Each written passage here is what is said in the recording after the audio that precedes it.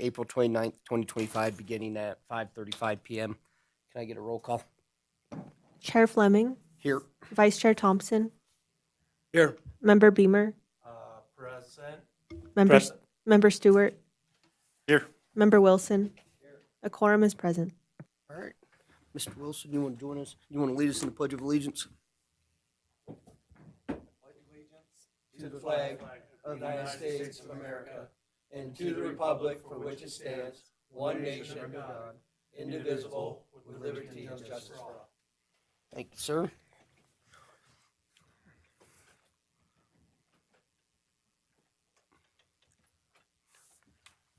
All right. At this moment, we'll open it up to public comment. 2 minutes. When you do come up, please state your name for the record. Yep. Is it 2 or 3? 3. 3, sorry. I always get that one mixed up. I notice things like that. Thank you, Chair Denny French, Carson City. I appreciate you all very much. I have items that I'm bringing up that I'm uncomfortable bringing up because I think that it should have already been sort of figured. Microplastics right now are not just in the basic news of, your Yahoos and Googles and such. It's also in scientific consideration from many angles. One, what it's causing perhaps in children with a teaspoon of or a tablespoon of plastic being found in adult brains. We have to look at it as if it's a new lead consideration style type material, that it affects their ability to learn, their ability to regulate their tempers, to make long distance or to connect the dots as they're trying to learn and retain information. So microplastics are not only affecting the human race, but every time that they affect a small bit of the feed chain, they are affecting your birds and bees and everything that's worthwhile in your hunting considerations and open space areas. And nobody put the clock on, but I'm going to try to just add that I will be bringing up the concern about the bees in our neighborhoods and also the fact that animals react to our being, whether we're behaving well or we're not. Our presence is disrupting their behavior patterns and their considerations, and we have to be very diligent, even if we're intending to be gentle and kind. Our presence alone causes them issues. So thank you. And I think I went in the 3 minutes, but I have more for later. Thank you.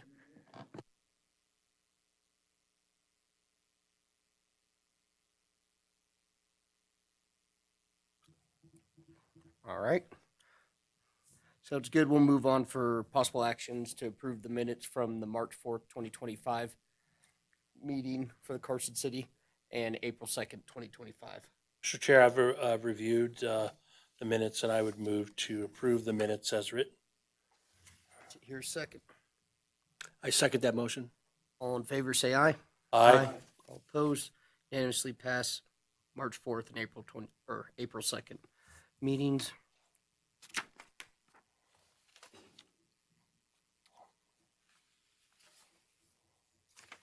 All right. Moving on for information only, an update from the April 4th, 2025 Nevada Board of Wildlife Commissioners meeting. You want to go first, Tim? No, that's okay. You go. Okay. So, I was able to attend the Friday meeting online. There was a bunch of discussion with regard to mainly it was legislative stuff. We talked a lot about that and position the department took. I'm not going to go too much into that because we had a full meeting on that, right? And so I would say that AB 245, which was the one bill that we were most concerned with, which eliminates the ability for youth to under the age of 21 to possess or utilize a semi-automatic shotgun. That did pass with an amendment. The amendment does carve out if you're utilizing it for, although I think it's very loosely written. I'm surprised the department didn't freak out about that, but I think that it's very loosely written. That in a sense carves out anybody that's using a semi-automatic shotgun for hunting or for target shooting. There's some other things there that they're exempt from that. How they're going to enforce this, law enforcement, I have no clue. I think it's ridiculous. It's horrible law. It's horrible legislation. So that's the one that I did want to point out to everybody that did pass. Tim, I think you probably saw that as well. I did give testimony on it at the hearing, and it fell on deaf ears. So I just don't think that people truly understand how hard that's going to be to enforce that. So the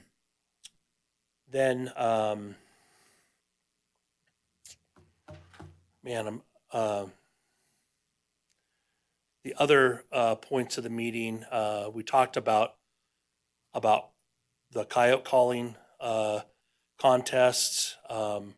Again, I'm just baffled at how the commission, how they decide on stuff. I'm so baffled on it, you guys, that and I'm totally good going on record saying this, that they passed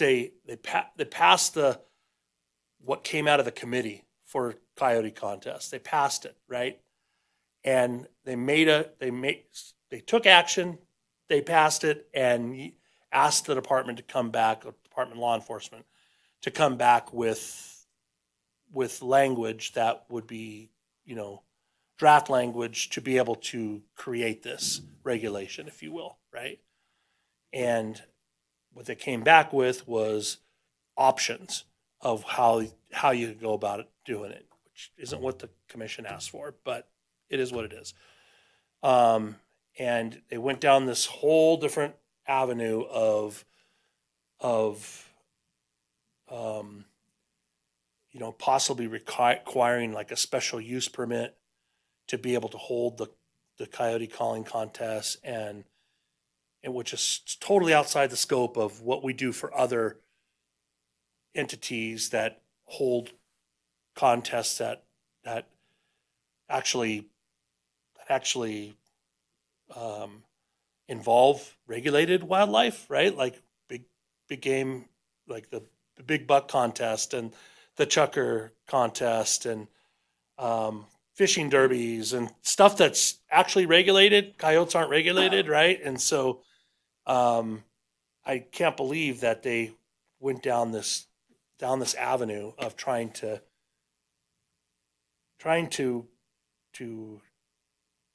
come up with something that was so out in left field, right? Like, and so I think I shared with you guys my opinion of that already, that, we're regulating something that's non-regulated.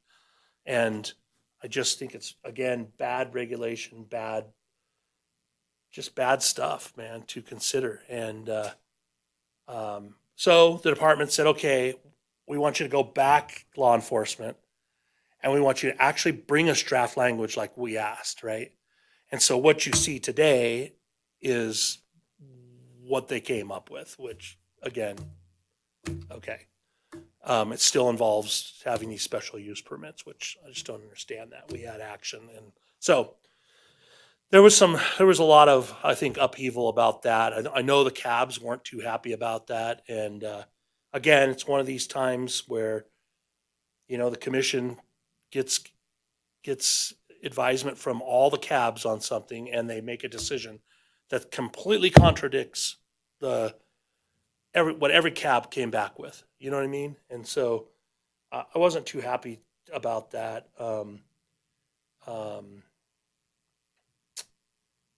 Is there anything else, Tim? You may say something that sparks something I forgot to say, but those were the two main points that I wanted to bring up for sure.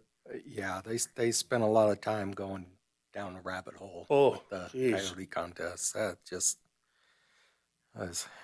gave me a headache trying to watch that. It was painful. I don't understand how what they voted on initially and what ended up being proposed to them were just two different things. That's not what they voted on. Yeah. So how can you so go that outside far? of what they took action on? It was ridiculous. Yeah. So how? I don't know. Not even sure how you can legally do that. I thought their Don't get me started. counsel might speak up a little more. It might have a little more to say on that, but he didn't seem to want to weigh in. The only other thing that I will, before you continue on, is we did go through the waterfowl limits, which really was supposed to be the big thing that we talked about at that meeting, of course, right? And so I pointed out, the one thing I did point out on all of our behalf and on behalf of some waterfowlers that did reach out to me is with the youth season. I think I brought it up at our cab meeting. With the youth season, there's a day in the beginning of the season and a day or prior to the general season starting, and then a day after the general season ends, right? And you're able to, if you have a valid swan permit that you haven't already filled, right? On that youth day, you can use that tag or you can fill that tag potentially if you have an opportunity, right? And do it legally. The problem is that the tag that they give you doesn't have February in the punch, right? Which is when the date was. And so I did request on behalf of Carson City Cab that they revise that. Russell was 100% on board with it, and I think had it on his radar already. I probably stole his thunder, but he said that will be revised so that we don't run into that problem again going forward in the future. I did, make mention of the 3 pintail increase in limit for waterfowl. I just voiced our concern that, is there any biological concerns that, it's 3 pintails of either sex? And what they came back with, I think, was important enough to share with all of you, was that they're utilizing that as a platform to be able to set a standard, like a baseline, if you will, to be able to measure what that does to the pintail species in our area. And then not just us, but the federal Fish and Wildlife is asking all states to do that as well. So that was the whole point of that. It was interesting to me. I wouldn't have thought of that, but I totally, man. And I totally get it. Like, if they look at this over the next 5 years and they see that pintail numbers are dropping like crazy, They may revise that to exclude hen pintails, female pintails. But with the pintail numbers we saw this last year, it's going to be a little while before I think we see anything with that. So that's all I got to share. Do you got anything else? I may have forgotten something, and you probably sparked my. Yeah, there wasn't too much. Recollect. I had very few notes. They gave out a conservation award. The Las Vegas cab talked about the extreme weather fluctuations they've been having year to year. We're going to talk a little bit about that today Yeah, with regard to the muddies and the blacks, and sheep counts there. The drought that went in that. So that was discussed pretty extensively. and then Gemini Solar gave a presentation with their small mammal study. A really quick version of it is essentially instead of their solar panels being close to the ground, they raised them up. And by raising them up, it doesn't wipe out the habitat underneath them, or at least doesn't degrade it as much. And they have some good surveys that indicate that it works pretty good. Yeah, they actually showed pictures Yeah. of like 10 years after they did this, and the habitat actually flourished even more. So, Interesting, but since no one else is required to do it the way they did it, it just seemed a little bit like they were patting themselves on the back. And, I think so too. so yeah, there really wasn't that much else. They talked about some enforcement. There was an elk poaching ring they mentioned that had been uncovered, and when enforcement talks about cases, they can only give you such a small amount because they kind of have to keep everything under wraps for their investigation and prosecution of these cases. And then they talked a lot about the bighorn sheep drought and doing water hauls, and then ultimately they want to take out a lot of sheep. Like Area 268, I think, is the biggest one. And we'll see that reflected when we do our quotas Right. tonight. And so they're doing kind of a combination. They're increasing the quotas in that area, and then also have a plan to remove a lot of sheep. Yep. Now that's it. That's all I had for notes. Yeah, I can't add anything else to that. Moving on to Item number 7, discussion and possible action to elect a new chair and vice chair for the Carson City Advisory Board in the calendar year 2025.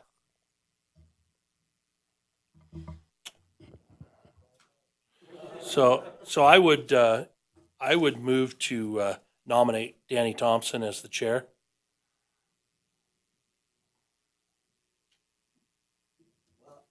as it seems that You can't comment on it, dude. Yeah, I know.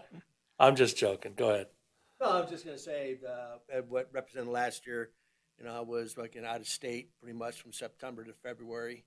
I would be willing, I was looking not even be part of the committee, but not even vice chair, but nobody else wanted a vice chair, I would remain that. But I think the chair should be somebody that's gonna be here more consistently, through the majority of the meetings towards the end of the year.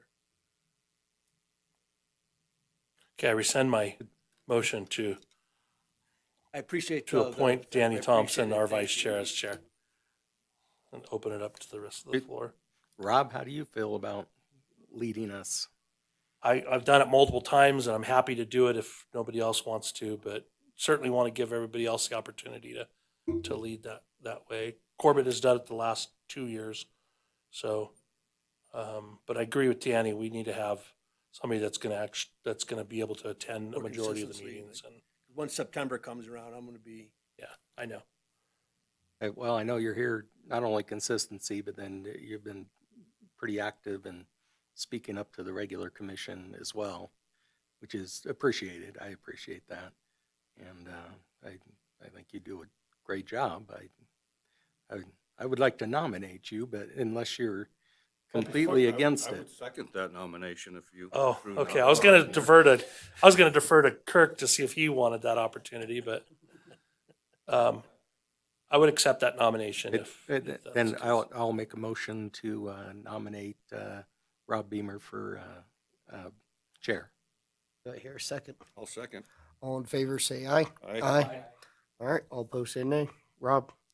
Perfect, thank you. And then I would make another motion to nominate Mr. Tim Wilson as the vice chair this year. I will second that motion. All in favor, say aye. Aye. All opposed? None? All right. All right, thank you. Congrats, Tim, retaining the vice president, vice chair. I don't know if congratulations are in order, but I'll take one for the team again. Just want to point that out. You want No, you can continue on. Perfect. Moving on to action item number 8, an update on the Carson City Urban Wildlife Committee.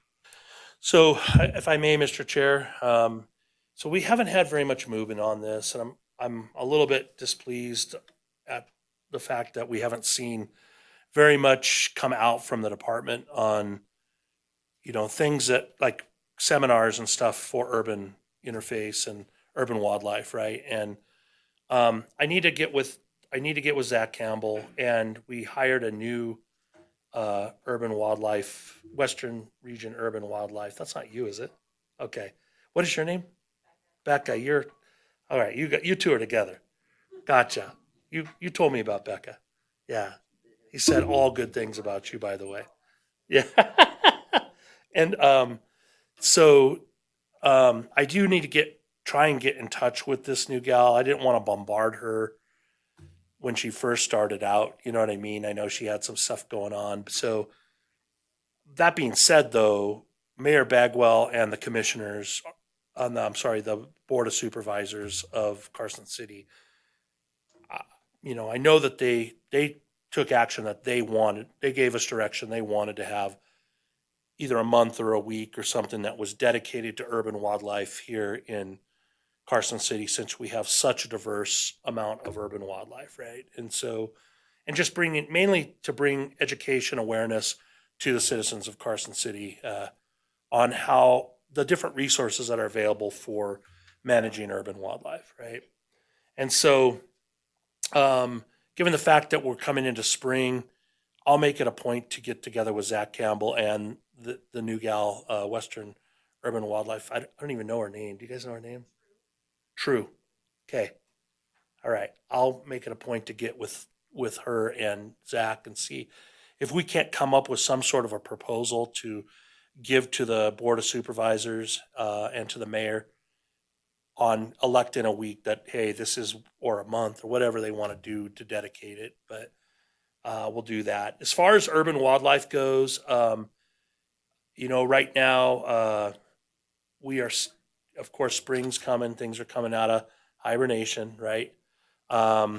We did have some problems with people harassing deer to drop antlers, and I don't know if you guys dealt with any of that, but we did have a few issues. People reported to me, and I told them to report it to the OGT hotline or to dispatch. And so I don't know what came out of that, but that might be something that we try and gave a little webinar, something like that, on that just says, hey, the laws apply to all of us here, even on urban wildlife.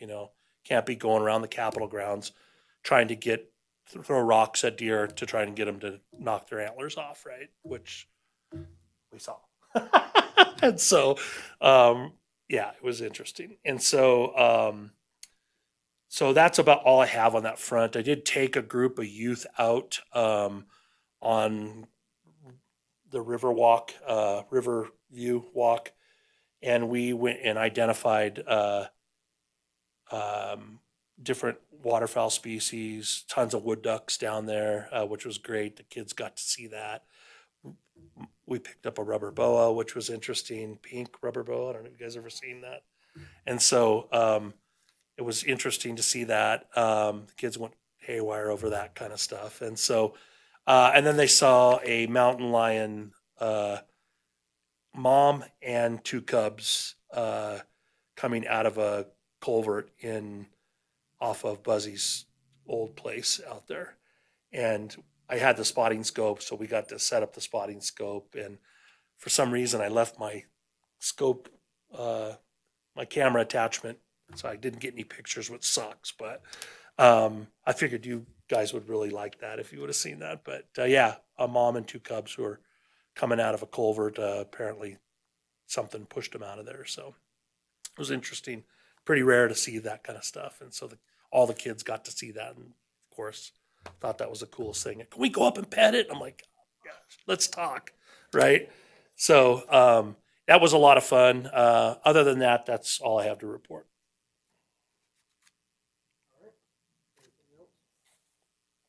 Perfect. Thank you, Rum. Moving on to action item 9. This is just for discussion, reports, and informational. Is there anything from 9A to 9F that we wanted to pull for discussion? I thought I printed my agenda off, and for some reason, I don't have my agenda.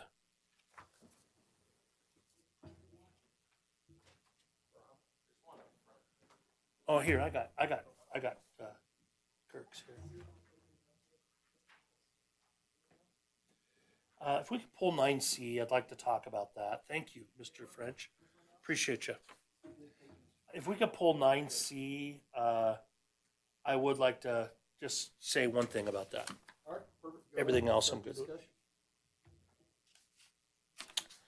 So 9C is the Emerging Technologies Committee report. I think we should pay attention to what will come out of this when we have our board or when we have the commission meeting. They actually came out and they are trying to develop a further regulation on thermal imaging optics as it relates to hunting coyotes at night, and they want to just ban it completely. And again, I think we're going way over on that. In fact, I would almost venture to believe that could be construed as taking one of the tools that people that want to go out and harvest coyotes, right? Taking one of the tools away from them to be able for us to help with the predation plan that the state has, right? Again, I marvel so much at how much we spend on coyote abatement and predatory control. The last 3 years, I've looked at all 3 predator reports, and it's been upwards of $1 million, man. And yet we're trying to regulate people for not having calling contests and now thermal imaging that you can't use at night, which is again a tool that helps us to be able to harvest, and we're not even coming close to scratching the surface with regard to coyote abatement across the state, man. I don't think we ever will, to be honest with you, unless we have some sort of like parvo outbreak or something that wipes out the whole entire species. I just think it's ridiculous. So it's overreaching, and technology can be a good thing if it's used appropriately, right? And so I'm just going to come right out and say, unless something comes out that I didn't think about, you know what I mean? That at this point in time, I'm 100% against that. And I can see having regulations with big game animals that we regulate, you know what I mean? That from the unfair chase standpoint, but with coyotes, here again, we're taking away, people want to go out and do this to help out the predation plan, right? They want to do it for whatever, enjoyment, whatever the case may be, right?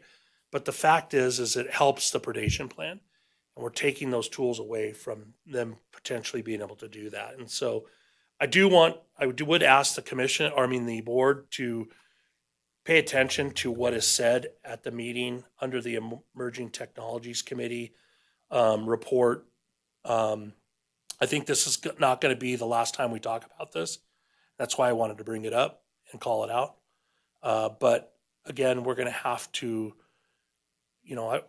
you know me, you guys all know me. I'm going to always go to who the professionals are, right? And I'm going to say, you tell me the pluses and the minuses of us having this regulation, right? And I want to know what our public feels about it too, right? Our our people within our community and surrounding communities. I want to know what you guys feel about it. You know, I just know I've seen what having a good predator control plan for just one particular ranch, Osquagas's place, when he used to have us come out there when he was alive and harvest coyotes during lambing and or prior to lambing and calving season and during lambing season. He went from having a 30 to 40% mortality rate on lambs to having single digits, man. Like, to me, that's a big deal, right? Like, and yet you could drive through the valley every single day practically, and I guarantee you could spot coyotes. So did it really do anything to the population? Likely not. And so, again, I just feel like it's something we're going to have to keep an eye on. I would encourage all of us to spend some time to, if there's workshops that come out of this, which I hope it doesn't go that far, but if there is, we really should participate in that and give our 2 cents on that and why we feel what position we have on that, right? So that's what I wanted to say about emerging technologies. Yep. Let's discuss. We'll move on to action item number 10. So real quick, action item number 9. I don't think that we actually have to take action on that, right? No, you can't. Yeah. Yeah. For discussion only. No action. All right, we'll move on to item number 10, the consent agenda. Is there anything anyone wants to pull right now? Yeah, so I would move to pull number 1, 10A. Yep. And 10D as in dog. I wasn't prepared to pull any of the predation management plan amendments.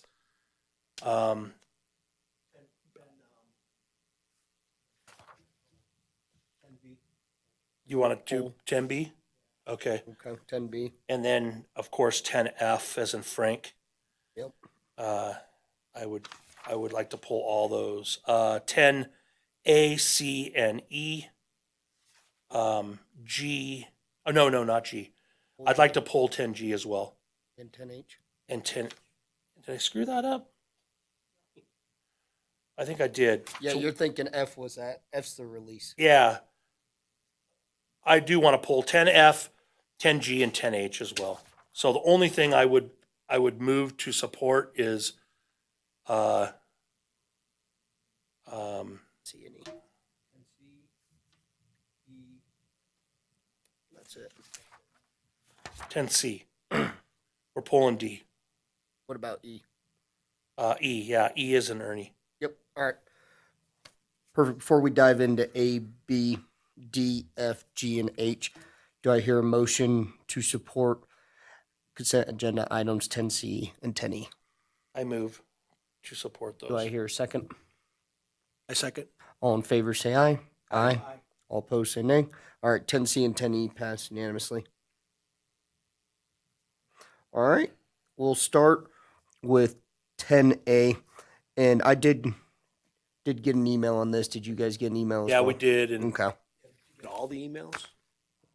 yeah, there's been some conversation back and forth. Did you get a chance to see them all from today? Oh, no, I saw that I was getting So if you blown don't up. mind, Mr. Yep, Chair. go for it. So I just want to introduce I'd like to ask Mr.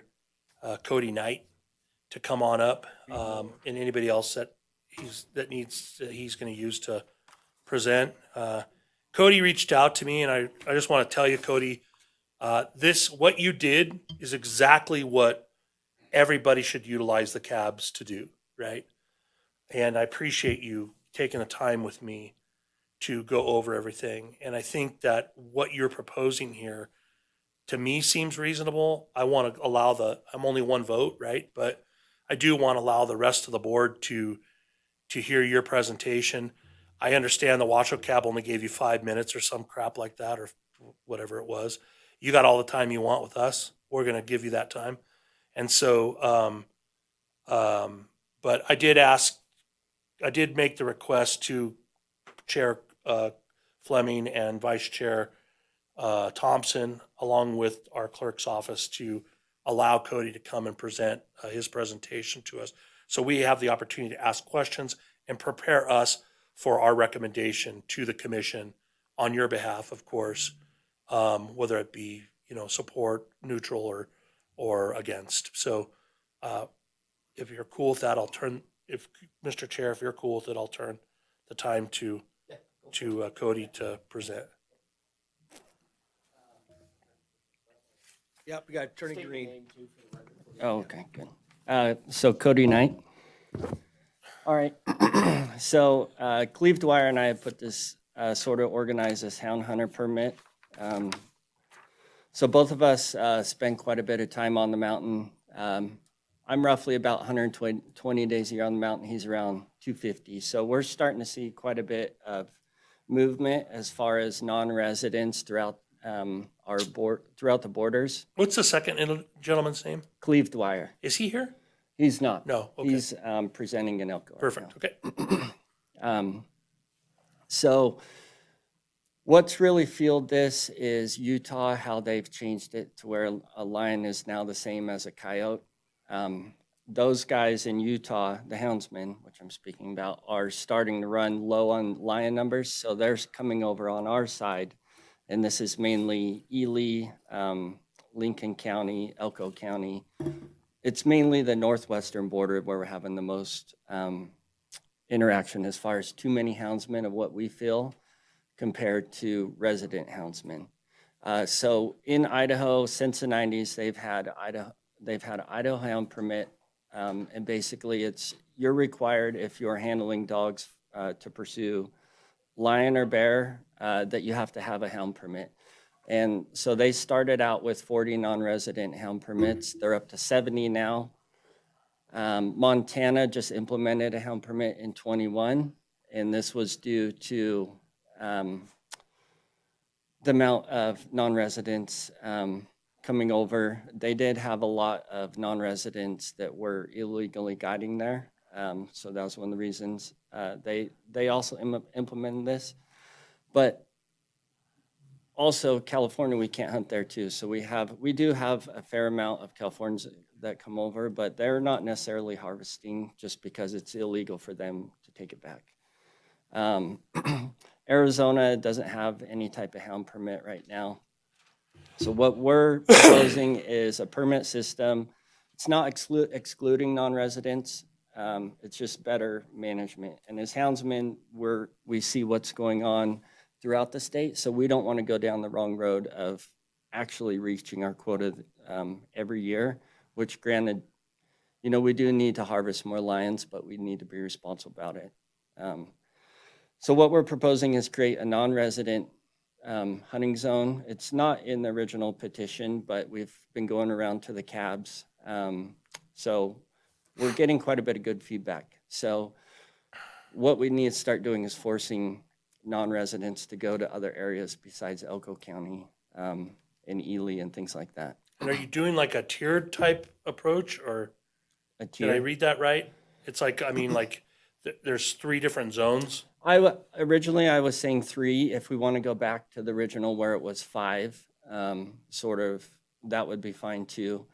But you couldn't pull a hound permit in all 3 zones. You had to pick one, right? That's what we need to change it to. Originally, we were thinking statewide just because we didn't want to limit them. But after getting a lot of feedback, we need to force guys to go over to central Nevada and western Nevada, where the sheep units are, because most of the guys are going to choose the easy route and just go to Elko County or Ely, things like that. And so what we're proposing is following the lion season. So March 1st, it would start, ending at the end of February. So all of the hunters must have a hound hunter permit in order to pursue black bear, lion, or bobcat.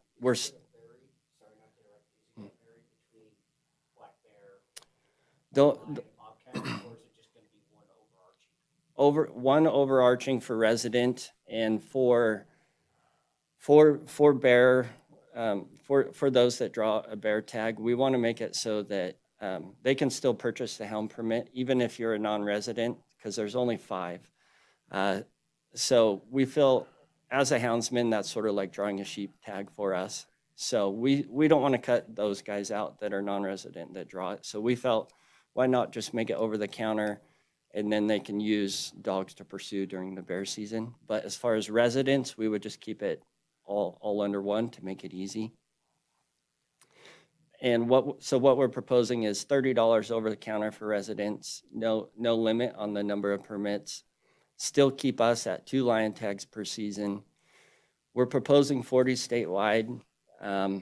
And the reason I put 500 was Montana is the highest right now. They're roughly at 500. Idaho's around 300.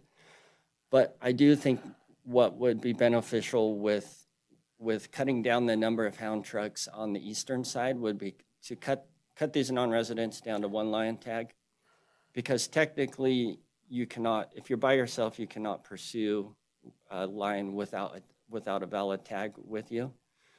So a lot of guys, we're only allowed 2 lion tags. So if we harvest 1, then if we want to run our dogs by ourselves, we can't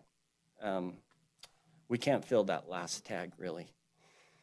So that would alleviate some of the pressure, because once a non-resident feels it, then they aren't going to be out there just pursuing. And basically a second tag is a pursuit tag from what it is for houndsmen. So if they fill their 1 tag, someone else can't come in and they can still use someone else's tag to run it if they hire them? So the way that it reads right now, you only need 1 lion tag per truck. So I can bring 3 or 4 non-resident guys, still have all their dogs in the box. As of right now, they don't have to buy a lion tag or a hunting license, as long as they're with a valid tag holder.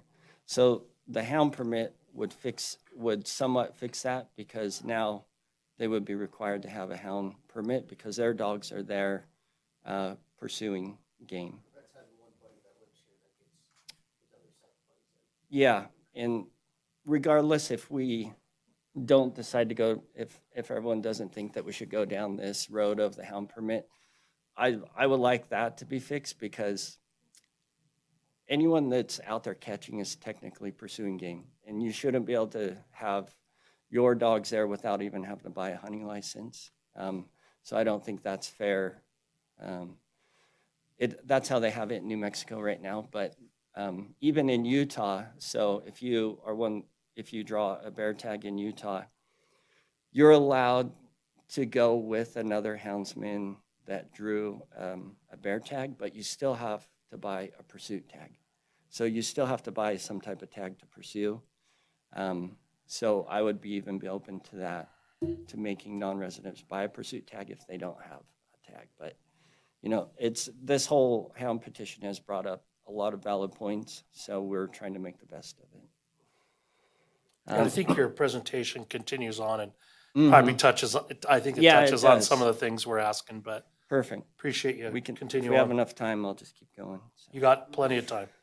So another data point that we're missing, unless you harvest a lion at the end of the year, you're not telling the department if you were out, how many days you were out hunting, if you caught any and let them go. So what we would like to propose is, at the end of the lion season, we should make a differentiate between our current tags, because right now it looks good that we're selling 620 lion tags roughly, but it's only a 2% success rate. So we don't know how many of those are actually houndsmen. So that would be a good data point to actually fix, requiring anyone that buys a lion tag to let them know if they are out there pursuing. And even if we wanted to go down the road of how many lions they caught, because a lot of guys don't harvest the lion, they still let it go. Yeah. Yep. And so even if I take a friend now, he obviously has to say that he harvested over dogs, but that's the only that's the only way that we really find how many houndsmen are actually here right now. So I do think that would help us beneficially in the long run. So what we're proposing is anyone hunting with dogs with a valid lion tag or bear tag must be in possession of a hunting license, valid tag, and a valid hound hunter permit. So that would fix what I'm talking about with being able to go out and bring your buddies and only have one lion tag. And that would fix it for resident and non-resident. And so a bear tag holder, we still want the option to have a valid hound permit, and they can still receive, we still need to allow them to receive assistance from other houndsmen as it is now, but the way it reads right now, you cannot turn your dogs out without the tag holder present, which we would still require that.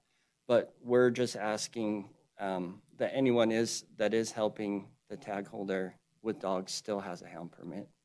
Is that during season and off season too? Like right now, could you go out and let your hounds out to go chase after a bear? No, we have no pursuit season, and I'm not even going down that road of a pursuit season for bears. So that would be, So how does that go, or how do we have right now, and how does the hound permit work that, let's say you get one, you're a houndsman, right? I'm sure you have buddies that are houndsmen. They bring their dogs out with you, they're present, but you have the permit. Is there anything that regulates someone just knowing someone that has a hound permit and then they get to go out and hunt with the hounds? What's the you difference? mean right now? Or right now, and then Yeah. if there's anything with what So- you have that would So prevent right that. now, we can still go out and help bear tag holders, but you're not allowed to turn your dogs loose without the tag holder present. Yes, in other words, you couldn't go out. Sorry, in other words, you couldn't go out and turn your dogs loose, get a bear treat, and then call the hunter and say, hey man, we got one treat, you want to come out and No. check it out? I can't imagine. No, they'd you stay can't do that. That's, treated that long, but I don't know. yeah, that would be very illegal. You can't do that. Okay. So we still want to allow guys to help, but we want to fill as many loopholes as we can. And so we just ask that if you're out pursuing, that you have the hound permit, even if you are helping someone. So, and honestly, it really should be the same with lions.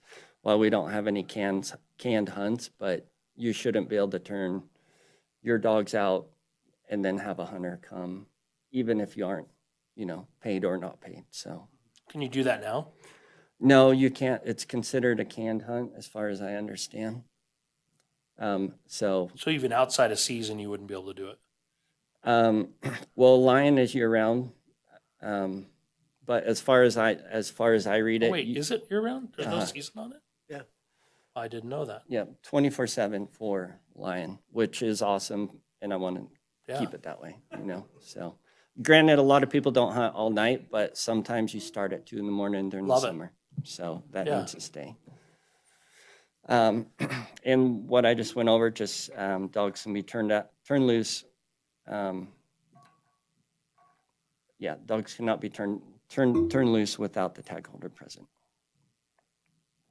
So a lot of confusion that we found is with the guides. So we still want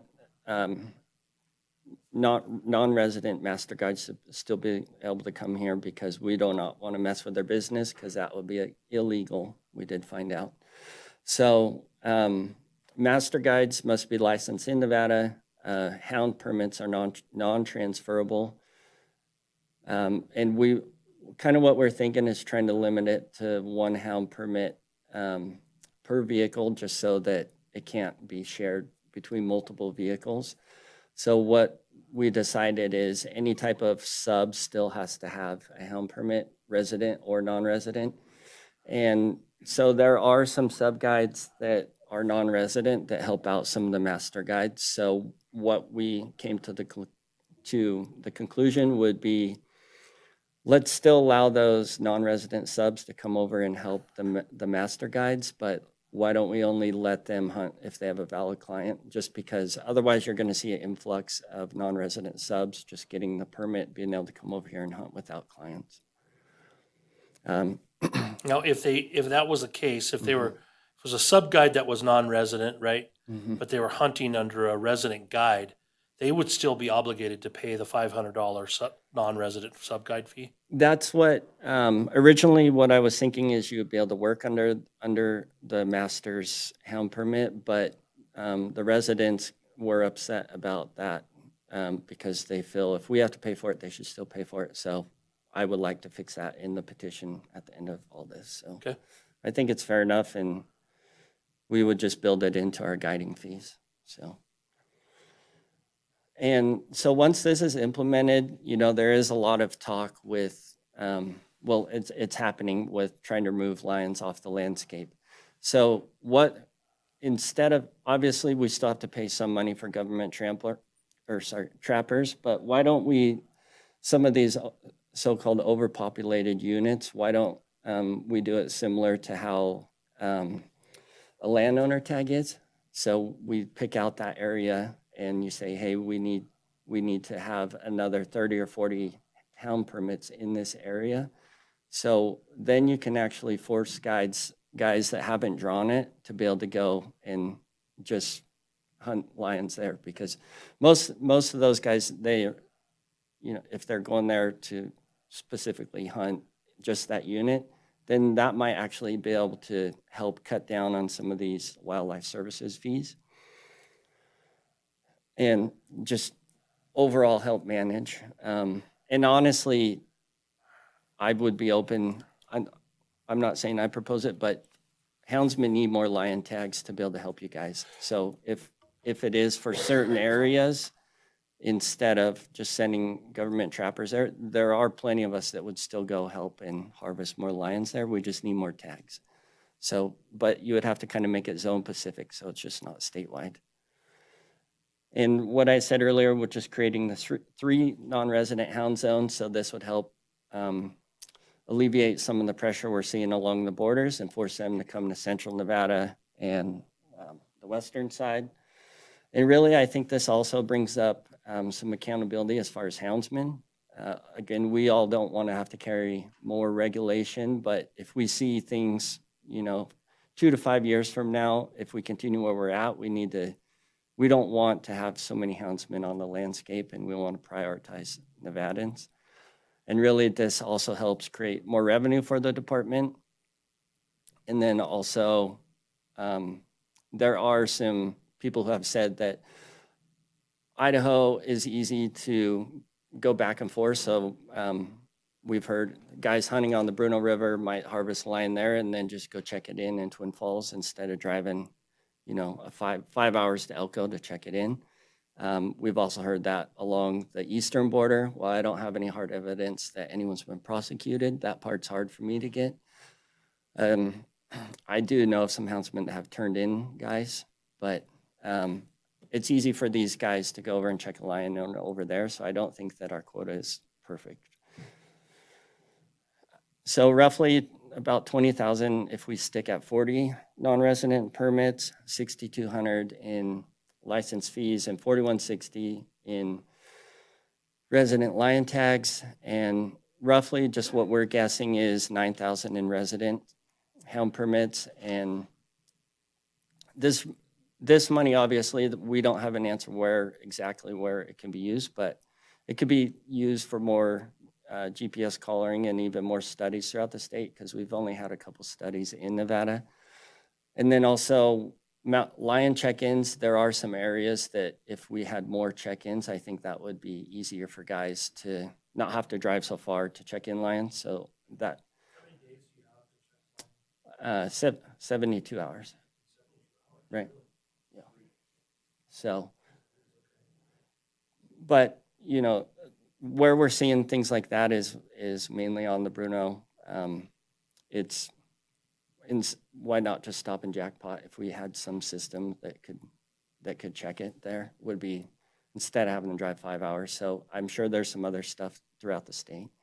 And then right now we're missing a lot of the research and aging data. So if we could help fix that, the TUS that we have been submitting, if we could automatically set it up so that the email is sent to, once it is filled out, of knowing that exact aging data would be awesome for the harvest, for the guy who harvests the lion. So,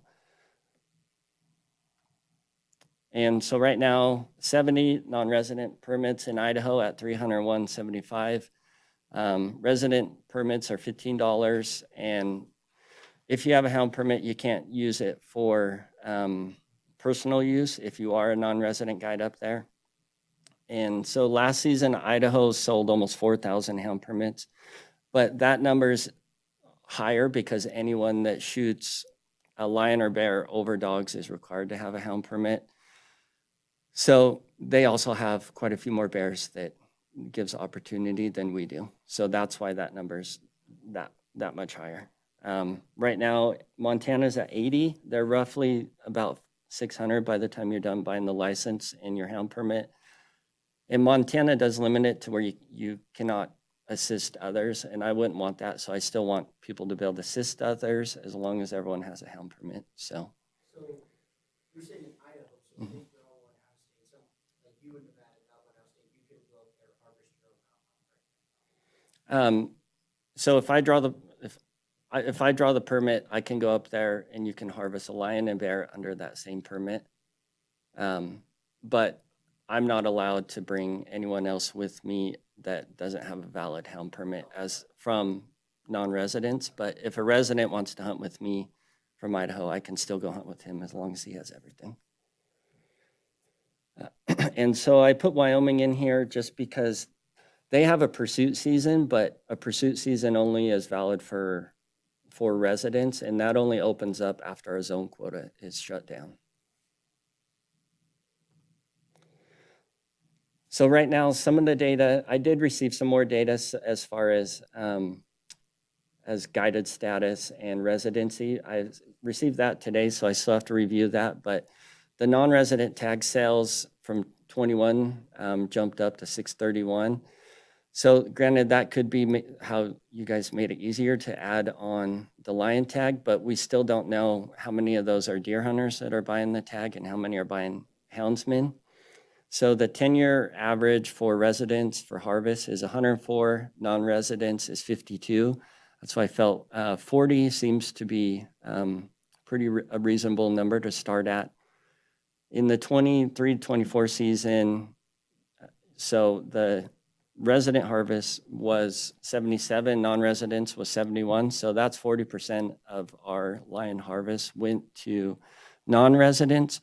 And I still feel, looking at some of the previous years, that we can still harvest lions as residents. So saying that we are not going to harvest more lions because of non-residents, I still feel with the number of tags that we can still do that. And what I said earlier is the number of houndsmen in Nevada, whether resident or non-resident, we don't have that information. So we do need to fix that part of the data regardless of where we go. And so really what we're asking from the CAB members is to suggest to the commission that this should be brought up, but our verbiage on our petition is not 100% accurate. So I would like for this to go into TAC or something that can really help us with the technical writing part of it. And then we can get everything approved, because right now the way that everything's written is not from an attorney, it's from a bunch of houndsmen and sportsmen that have put this together. And we have about 200 people that have put their name on it and also gave a lot of support and interest on this. So it's not just two guys that are coming out after a hound permit. So it's just we spend a lot of time in the mountains and see what's happening. So, and that's everything that I have.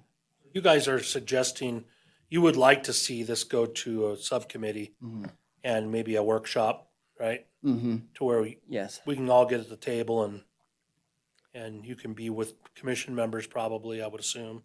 Yeah, and figure out our zones going back. We already have, I believe it is 5 zones where, there's central, northern, and eastern, and so on, for where we say our lions are harvested right now. It used to be unit quotas or zone quotas went by those zones. So it would probably be easiest to just implement the non-residents to go to those, but we do need more opinion from even some of the biologists where we do need more lions harvested. So if you look at most of the harvest, it's along the borders, so. So Becca and Carl, do you guys have, are you the only two lion and bear folks in the state, or are there other biologists that monitor lions outside the state? Carl Lackey for the record. We are the bear biologists. Neither one of us have mountain lion responsibility. Okay, I didn't know that. We have a staff predator guy, Joe Bennett. who Yeah, has Joe. mountain lion responsibility statewide. But the regional lion biologist, I used to be one. We have not had those responsibilities in several years. Okay. Have you worked with anyone from NDOW to get any of your numbers on how many permits you want to put in or what regions you want to use? Only not with specific numbers. So that's where if we move into the committee, that's when we would fine tune all of that. What about law enforcement, NDOW law enforcement? Have you had conversations with Jake and? Yep. Yeah, I have. And he does feel that it's beneficial. Well, he can't have a direct opinion on any of this stuff. So, but we've tried to ask him enough questions to where it is now so that there's no loopholes for what we have for guys. So he gave you his concerns on things you guys should be considering Yes. when, Yeah. well, okay, perfect. So, All right, well, can you guys come up to the table and let me ask you some questions as well? Yep. Becca and Carl? And we'll take it out to public comment, right?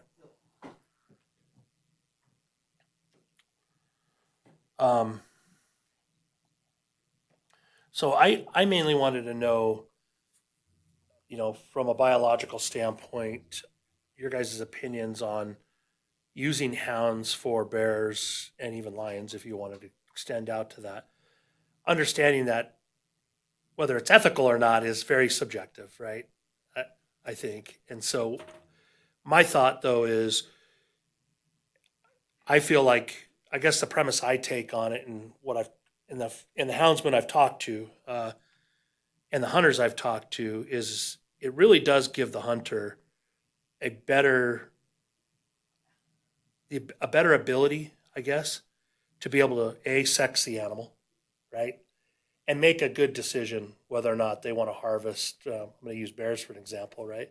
Whether it's a sow or whether it's a boar, and whether or not did I use the right terms there, Carl? Male and female. Male, female. Okay, so if whether it's a male or a female, and if like me, if I ever did go bear hunting, I wouldn't feel good about harvesting a female, probably, right? Regardless, I would want to just only harvest a male, right? And do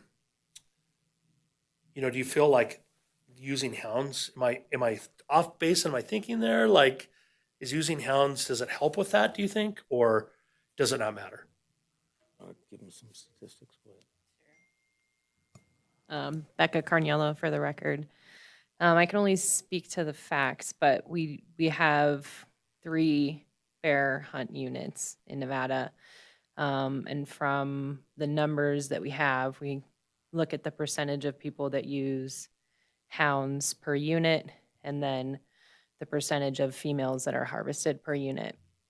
So in area 19, because of the restrictions on the Forest Service, for what houndsmen are permitted to use the Forest Service land, there are less people that harvest bears using hounds in area 19. Mainly because of the lack of being able to attain a permit to be able to do it, right? Yeah, Because it is a U.S. Forest Service permit. I think there's only one guide 2, I right, think. 2, Yeah. that can even, and I'm sure if you guys wanted to go to those people that hold those permits and say, hey man, would you let us work on your permit?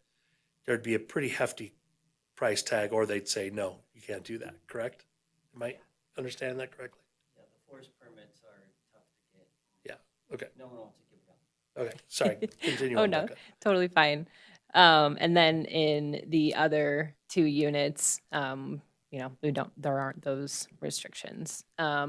So in Area 19, there is a higher percentage of females that are harvested. We also have a higher percentage of bears that are taken through spot and stock methods instead. So take with that what you will. What about the pine nuts though? Is that, The pine nuts, they don't have that restriction with the Forest Service hound And- hunting permits. the pine nuts versus the Sierra Front, right? Yeah. Is what's the percentage of bears taken out of the pine nuts versus the Sierra Front? Is it like even? Do you guys know that? Yeah, for the record, Carl Lackey, roughly 51 or 52% of bears taken in our hunt since its inception in 2011 have been taken out of the pine nuts. And yeah, where she was going with that is that in areas like the unit group 19, more females, a higher percentage of females are taken when the hunt method is spot and stock. Yeah. And in areas like the pine nuts, where the vast majority of bears are taken with hounds, we have a much smaller percentage of females taken. Isn't that interesting? I appreciate you giving me. I was really concerned about that, like, especially for bears. I know we're talking about lions, but I think the same can be said for lions too, right? Like in all the houndsmen I've talked to, the hunters I've talked to that have used hounds, all of them said, "Hey, it gave me the opportunity to really decide whether or not I wanted to harvest, or not." Right? I mean, it's a viable tool, I think, for the ethics part of it, right? If I can use that term, I know you guys, it's subjective, right? But for us, I think it helps out a little bit. So, any other questions for our Endel personnel? Okay. Cool. Thank you, guys. Appreciate that. I do have one question for you one more time, Mr. Knight. So just kind of looking at the numbers that you put up there, we did 148 on that previous year that you showed, right? 77 to 71, 2023, 2024. And then it looks like we're sitting at roughly about 156 average right there, right? We've never hit the quota on Yes. lions, correct? Correct. And then, is there any number that we saw from Idaho, Montana, or anything like that? Has it been like a drop off since they've done hound permits? Is it gone from, let's just say, a whole number of 100 that year, and then all of a sudden it dropped to 50 to get half or something along those lines? With harvest. Yes. So I actually spoke to, before I got here, the gentleman that implemented the hound permit in Montana, and he said it's actually benefited more because they're harvesting more lions in Montana now than they did before they had the permit implemented. And so saying that if we do this, that we're going to lose harvest because of non-residents, I don't believe that, because Nevada has a lot of houndsmen, and luckily hound hunting is starting to become quite a bit more popular now. So we have more houndsmen and good houndsmen in Nevada as far as residents. So, and the same with Idaho, selling almost 4,000 hound permits. That's a huge number. So even if you sold it, let's say 1,000 or whatever it is, that'd be good money for you guys. So, yep. Thank you. Open up to public comment. Anyone for public comment? When you come up, please state your name. For the record. Hi, my name is Joe Crawford. I'm a houndsman, and I'm here to support Cody with this petition. When I originally read it, I was really conflicted because the original verbiage seemed to be heavily sided with the guides and their ability to bypass the draw as like a normal hunter would have to do. I didn't think that was fair, so I reached out to Cody and gave him my thoughts on the potential hound permit. I really don't like the point in Nevada where we as houndsmen have to impose a regulation on ourselves. especially since we don't have one now. I exclusively hunt the western side of the state. I do guide as well. I hunt bears and mountain lions. The problem that the people on the eastern side of the state are noticing does not exist over here. And I think largely in part, as Cody hit on the portion where most of the people that come over here and hunt are from California that are houndsmen. But they can't. That come to the western. They come to the western Okay. side, yes. They can't take mountain lions back with them because it's illegal to possess any portion of a mountain lion in California. So I think that has a big reason of it. I've been hunting in the pine nuts for 10 years with my hounds. So real quick, Joe. Go ahead. So you're saying that if a California resident pulled a non-resident mountain lion tag in Nevada and they harvested, they would not be able to take it back to California and have it mounted in their house or something like that? Correct. They Really? can't possess a claw. They can't, no part of a mountain lion. There are special use permits where they can apply and do it, but there's Like if it's a process. museum or Yeah. something like that, right? You know, I don't know what the process is because I don't live in California, so I don't really but to get back to my point, I've been hunting the pine nuts for 10 years, and in the 10 years I've been hunting the pine nuts for mountain lions with my hounds, I've encountered 4 out-of-state hunters. After talking to Cody, talking to people on the eastern side of the state, I've come to the conclusion that there is a problem and something needs to be done about it. At first I didn't really care for the verbiage that was in the petition, but now I'm starting to see more and more sense in it. There's 2 things that I would really like to see happen with it, is Cody had mentioned it as well. Mountain lions and bears are, as far as reporting, are not treated the same as ungulates. So ungulates, every year you draw a big game tag. Right. You have to report, or else you don't hunt the next year, or you have to pay a fine. Right? Exactly. The predators, bears and mountain lions, you don't have to report until you're successful.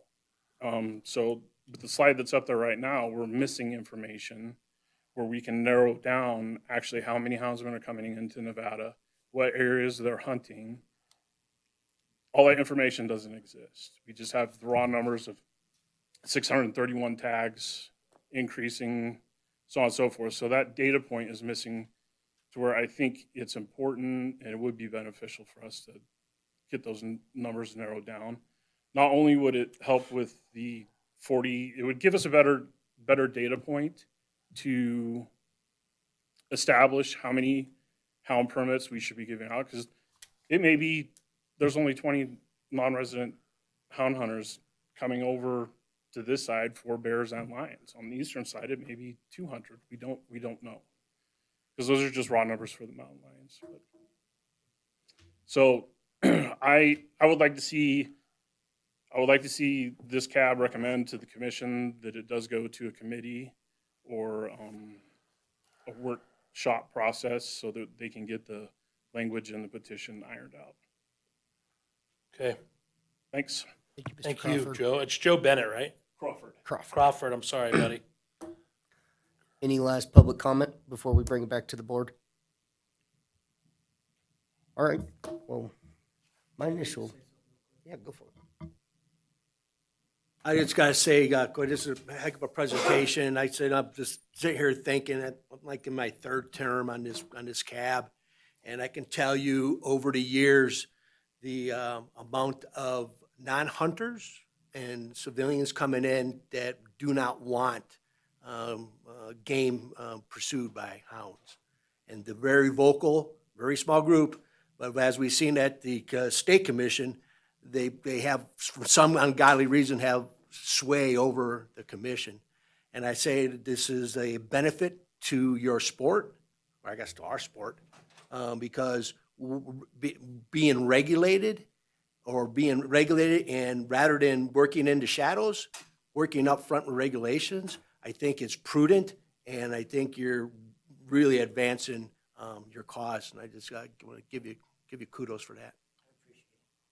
Yeah, I also would couple that I also appreciate the transparency that I think will become of this if it goes forward, right? I think it would benefit all of you guys and hunters alike, right? And the state. So, any other discussion? All right, so Like to maybe just add a little bit, and it goes a little bit to what Danny said. If you include bears, it's always going to draw a crowd, and it's going to be a crowd that hates hunting. And I don't know, when I first saw it, and I thought, oh, mountain lions. Oh well, you know, that sounds reasonable, and I kind of like the permit idea. But I don't know if you want to really think carefully about including bears, because it just, I think there's a potential you could really open up a can of worms with a very vocal group that has a lot of influence, it seems, with the Wildlife Commission. You're kind of shining a spotlight on something that's really sticks in their craw. They mention it frequently at virtually every single commission meeting. They call in, and from all over, not necessarily just in Nevada. Yeah, most of them are from out of state. Yeah, most of them are from out of state. So, but maybe that can get worked out in committee of whether you really want to include bears in your petition, because it seems like you're really concerned with the mountain lion hunters coming over from the eastern side of the state along the border. It might be better just to concentrate on that particular issue and try to keep it a little narrower than if you expand it too much, you're going to bring in a lot of negativity, I feel, and I just want to throw that out there for your consideration. So if I can follow up on that. So Cody, have you had a lot of cabs ask about that question? Can you address that? Before you do, I just want to say that right now, I mean, hound hunting is totally legal in Nevada for bears, right? So it's not taking anything really away. It's, if anything, I look at that as it's really helping, the management of bears, in my opinion. But I agree with you, Tim. It's anything you mentioned what has to do with bears, we're going to have people that probably voice disdain about it, right? So what do you think, Cody?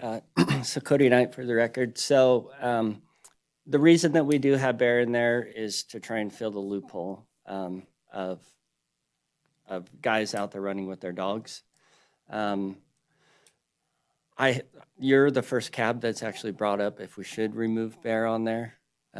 So I'm surprised that the Bear League hasn't been at any of these meetings that we've been to so far. So we've presented to, I think, about 9 or 10 of the cabs so far, and we haven't had it brought up yet. Yeah, they haven't seen the petition yet, dude. Yeah. So, and your presentation, so be prepared for that. Right. But yeah. So I do see what you mean, Tim, but also it might be easier to get past, and then we have bear later. It could be an option, but it's definitely something to think about, so that we don't have any loopholes of guys out there without permits. Yeah. Mm-hmm. What Tim was trying to let you know is that, I mean, and it says bear, Yeah. you're gonna I get know. input, and half of the majority of people are not even from the state of Nevada. Yep, definitely. Yeah, they'll be against it just because it It's- won't change anything Mhm. there. It'll actually make it maybe harder to hunt a bear, Mm-hmm. but it'll make it harder for people to pass. Yeah. You give them all the statistics you want. Yep, I know. Yeah, So- but yeah, I'd just say, but kudos, Thank you. man. well, I think it sounds like, just given the presentation, everything that came with it, very well done. Everything was really good. It sounds like we're in agreement with it, but I think we've gone as far as the non-professionals can go in regards to not getting the full data portfolio that NDOW can provide with it. So I'd be open to the petition of an action. If you're Two. ready for a motion, I can take a stab at a motion There if you you go. want. Motion to do the. So, well, first of all, before I do that, I do want to say, this is based on not only your presentation, but I appreciate Mr. Crawford, being here as well and giving his opinion, given the fact that you're doing this in our backyard, right? And well, your voice, I care about your voice is what I guess I'm saying. So, so I would move that the Carson City Cab, at this point in time, support Cody Knight and his group's petition to petition the Nevada Board of Wildlife Commissioners to develop a hound hunting permit if they felt the need for mountain lions and for bobcats.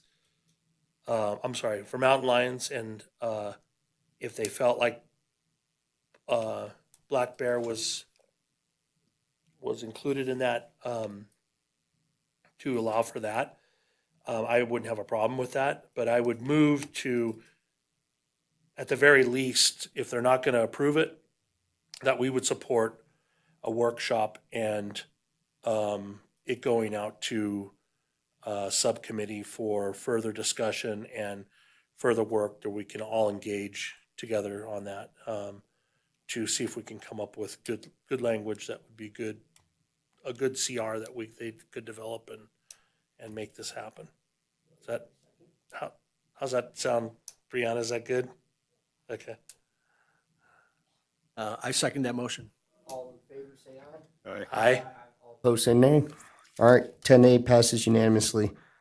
Verbatim what Rob said, because that was a lot. Sorry, tried to throw everything in there, but All right, let's move on to, so let me just say real quick. I don't know if you guys want to stay for the rest of this, but you're more than welcome to split if you don't want to hear the big game stuff. It's going to be pretty cool. We're going to talk a little bit about it, but yeah.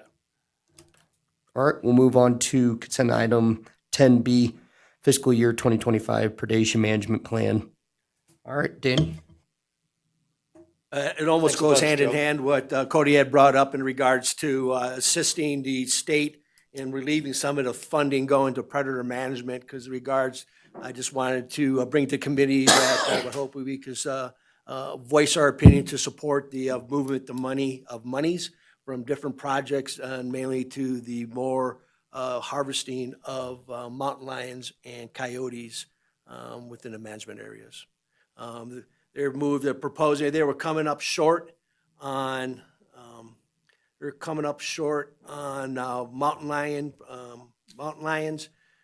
They projected a need of 250,000, we're only allocated 150. They wanted to move 60,000 from another project to bolster that, and then the same thing with coyotes.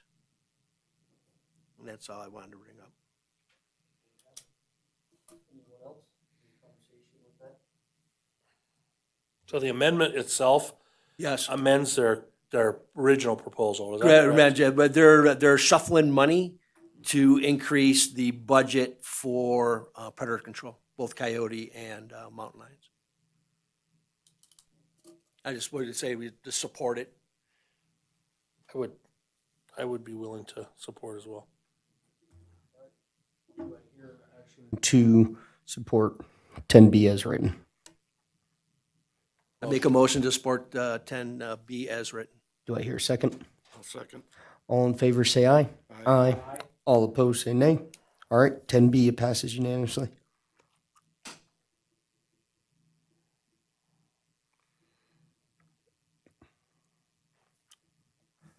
All right, moving on to 10D's discussion on coyote hunting contest regulations. Rob, you pulled this one? I did. So this is one that, again, there's been tons of discussion on it. I don't want to rehash everything that we went into with regard to everything I've already said, regard to the commission passing and whatnot. They did take a better stab at it, I guess, of developing regulation. They gave two different proposals here. One with including SLAP required permits, and then one as proposed, which I'd be more in favor of the as proposed versus the required with the SLAP permit. So hunting license only, or the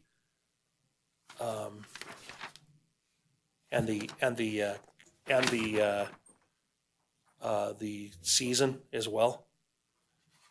I'm not in favor of the SLAP permit. I just think it's, I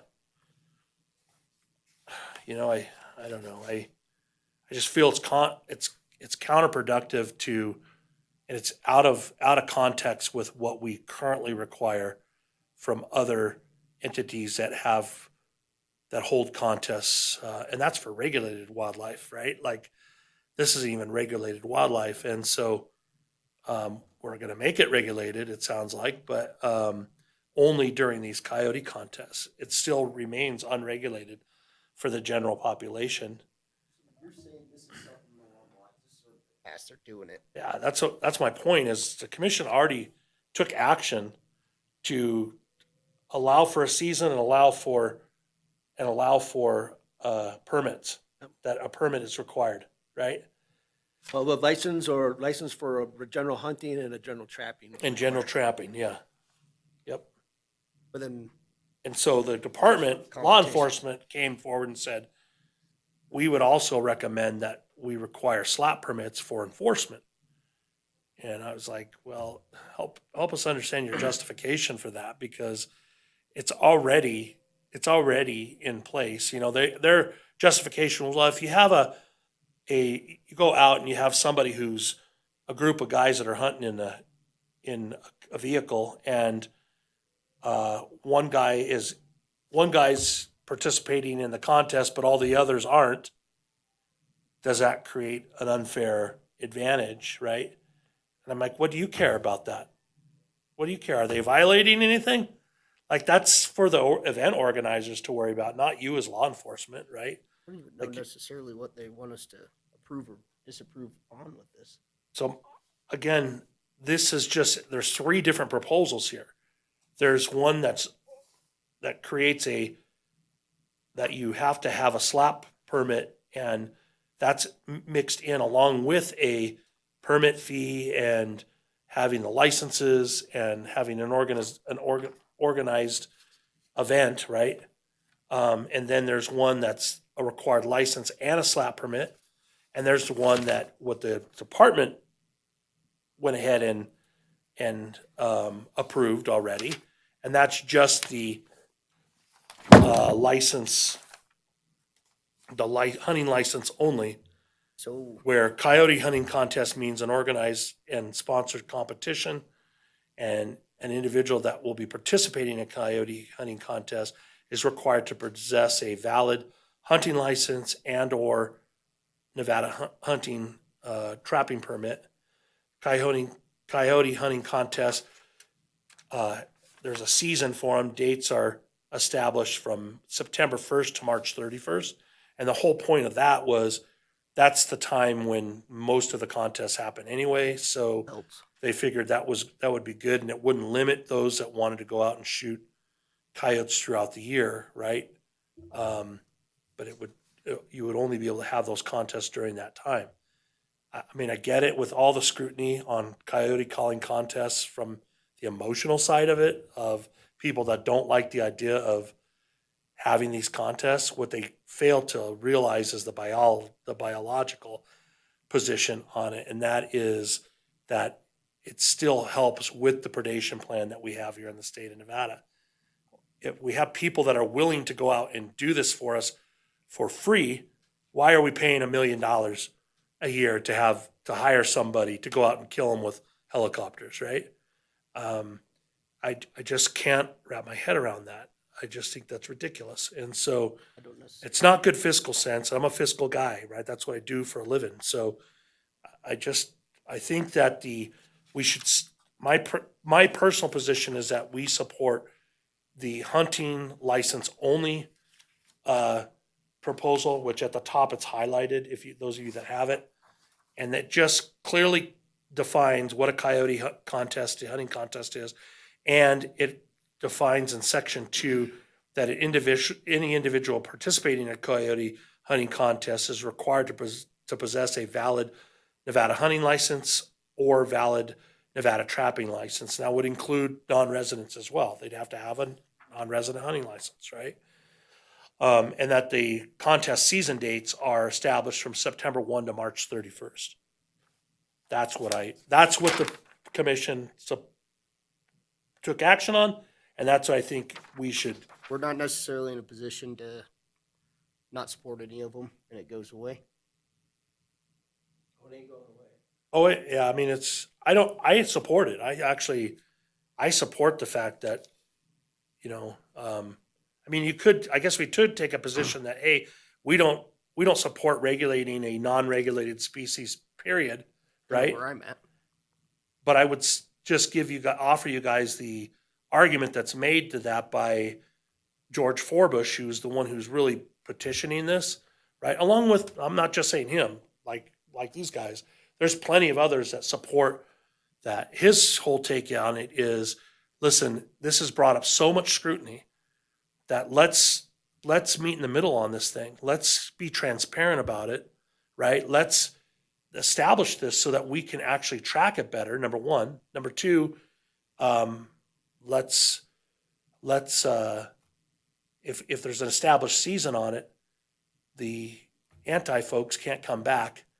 I mean, they can, but they would actually have to go through a completely different process to be able to abolish it, right? And to do away with it. And I think that comes into, I mean, in the spirit of full disclosure here, that comes into this decision-making as well, right? And I think that's the approach that some of the predator guys and gals are taking on this is, okay, well, if nobody likes it, then let's create a season, let's create, requirements, and then that way it's established, right? So, and I don't see the issue with the enforcement side of it. Like, I'm struggling big time with that. And you're talking to the president of Operation Game Thief that's saying that. And I will say, that to me, I have to look at that from a very neutral perspective, right? And see, certainly is this going to be a hindrance to our law enforcement guys and gals that are out trying to enforce this? I don't see the argument they've made it lacks merit to me. And so, How does this help then? So if you're over in, I don't know, South Lake Tahoe, California, you're a local bar and you want to set up a coyote hunting contest and it's not regular, we don't have any regulation over it in California to do anything against them, and they come over to Nevada and they say, well, technically I'm doing a California hunt, but I'm in Nevada. Does that have any effect? You get what I'm saying? If they set up something in California to do the game hunt, or Idaho, or Utah, or Arizona, anything that's connected to us, it's out of state, and then they have the competition. People are coming into Nevada. At that point, does it do anything? well, I don't think so. In the fact that it has to be during the season and they have to hold a valid Nevada hunting license or trapping license. But if it's out of states, the competition, then they could just say, I'm just doing hunting of coyotes, right? Because it doesn't hold anything on that. So they're coming here, harvesting the coyotes and taking it back to California. And I'm just playing a devil's advocate, right? Yeah. I'm just saying there's one of the border towns, right? It's sitting right there. You're in between Baker, Nevada and Baker, Utah. They hold it on the Baker, Utah side. What stops them from driving the 5 feet over on the Nevada side? The fact that they would have to have a license to do it. So everyone has to have a license to hunt coyotes now? No. How do you know Yeah. that? Yeah. If it was a contest. Yeah, if it's Yeah, out- I guess, I mean, I see your point. Your point. I'm just curious. Okay. But I was just curious. So you're still like, if you get a deer tag and you're out of state, I mean, you'd have the license, so I guess that doesn't matter anyways. Okay. Sounds good. It's coming. Yeah, I do see the point of it, and I do see, you know, the advantage for it, you know. I mean, we've already determined that coyote hunting contests are, again, I struggle with the fact that we would even give any consideration to it because it's helping our predation plan, right? Like there's no way we're gonna meet, you know, we've never ever once even come close to putting a damper on coyote populations in the state of Nevada. And the only thing that would ever happen would be, like I said, if a big parvo outbreak or something like that happened and we started seeing dead coyotes all over the place. And then, you know, then the state can take that as it comes, but it's never happened in any state that I know of. So It's goofy, but I mean, I'm with you, Rob. I just think that, Decision for a license in a season. If Yeah. you want to do a coyote hunting competition. I think that I'd be willing to support the hunting license only, but that proposal versus the other two. And I think that's what the decision on this is all about. Okay. But I wanted to give the background on how we got here, so you knew. But I don't know. I mean, unless another, you know, any other board member feels like the other two proposals are better and you want to make valid points that I'm not considering, by all means, I am open to it. No, I'll say I don't like any of them, but the commission already voted, and they voted to approve.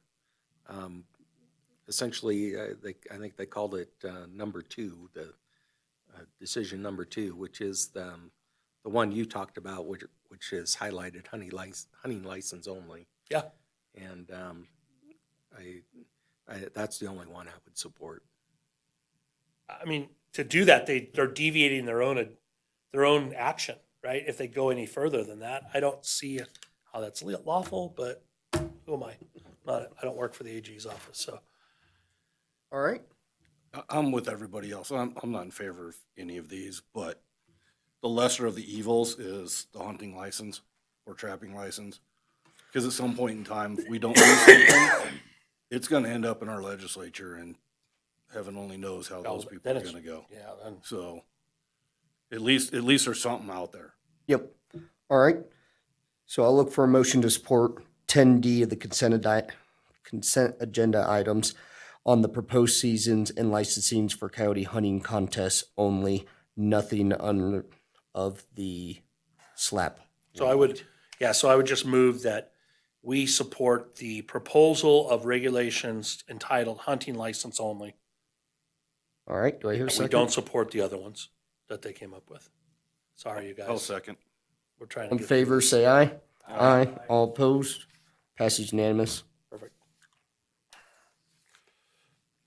All right, let's move on to 10F, the biannual big game release plan for fiscal years 2025 and 2026, amendment number 4. Rob, I believe you pulled this one too, correct?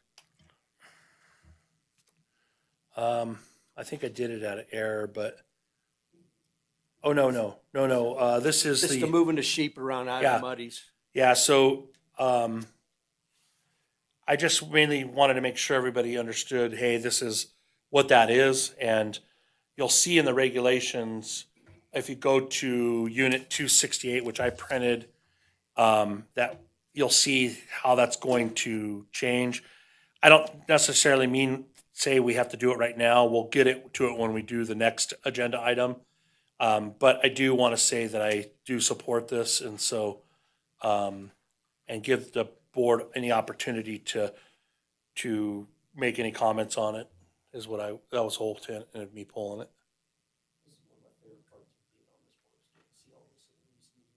Yeah, it's a lot. I was waiting to do my tags until this. Yeah, I know, man. So I would move to support 10F unless anybody has any further discussion or concern. I second that. All in favor, say aye. Aye. Opposed, say nay. All right, passes unanimous. Moving on to 10G Commission Regulations 25-12, 2025 black bear quotas and harvest limits. Do we want to have Becca stand up and give her presentation before we start comments? Rebecca, do you have stuff prepared for us? I do. Yeah. Awesome. I can just give you the update, anyways. Appreciate that.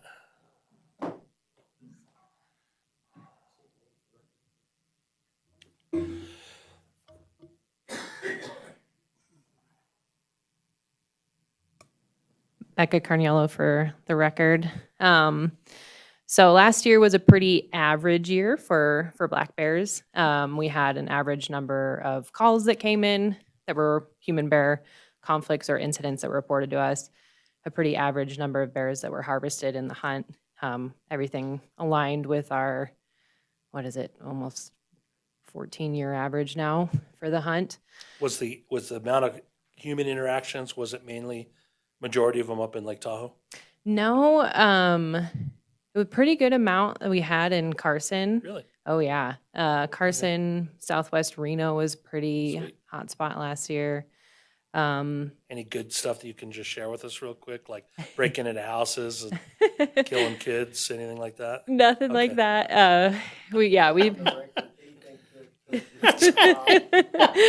Sorry. I probably shouldn't have said that on the record. Sorry, Brianna. Definitely some house break-ins and things like that. We did have a pretty interesting increase in house break-ins kind of right after we had a really hot week, that like record-breaking heat. But since we had really bad natural food years in 2021 and 22, we had natural food failure years. We are starting to see the impacts from those years, so we do predict a little bit of a decrease in our population.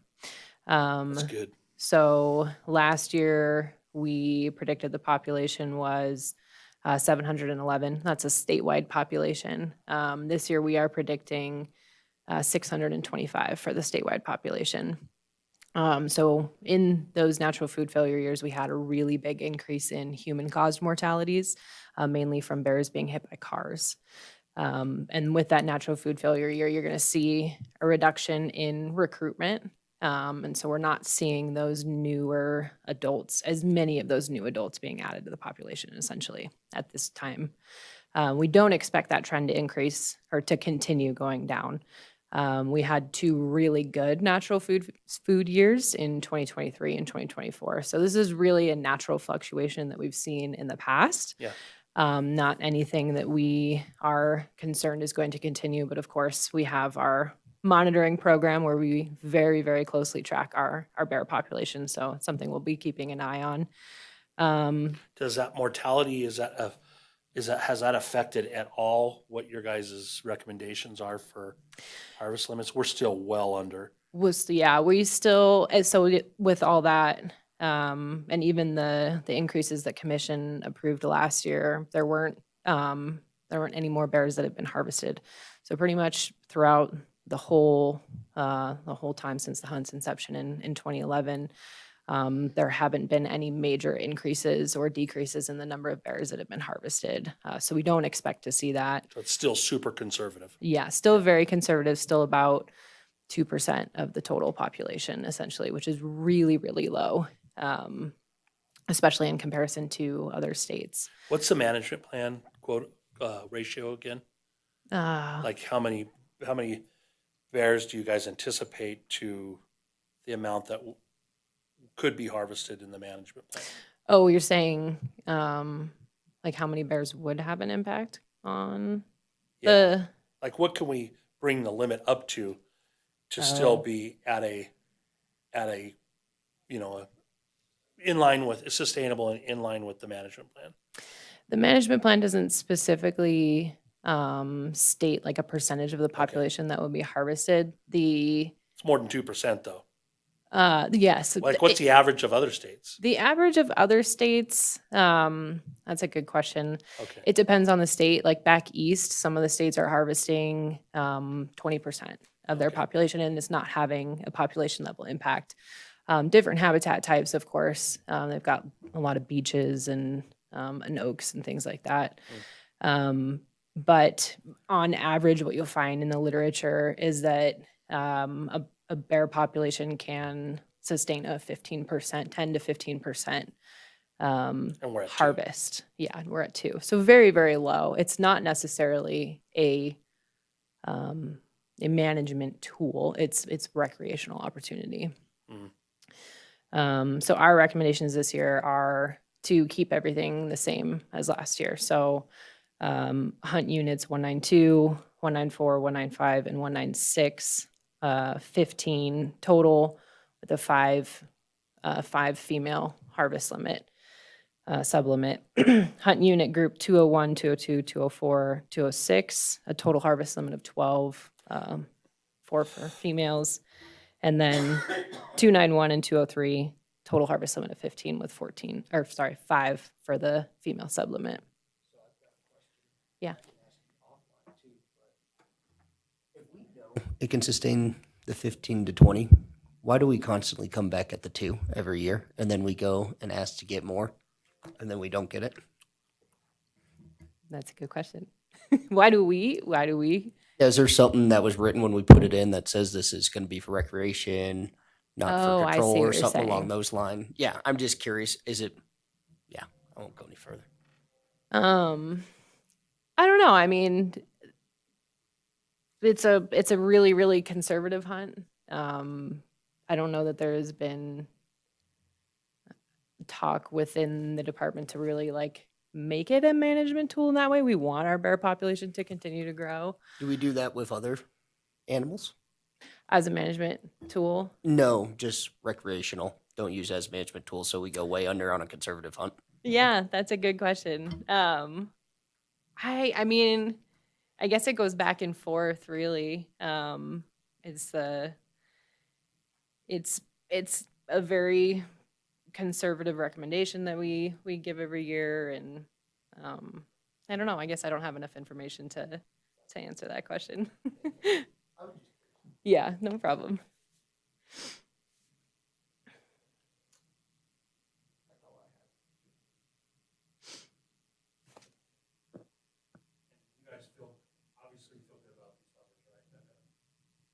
Yes, yeah, we feel good about those numbers. Even if every person, if we had 100% success rate, we wouldn't expect to see a population impact.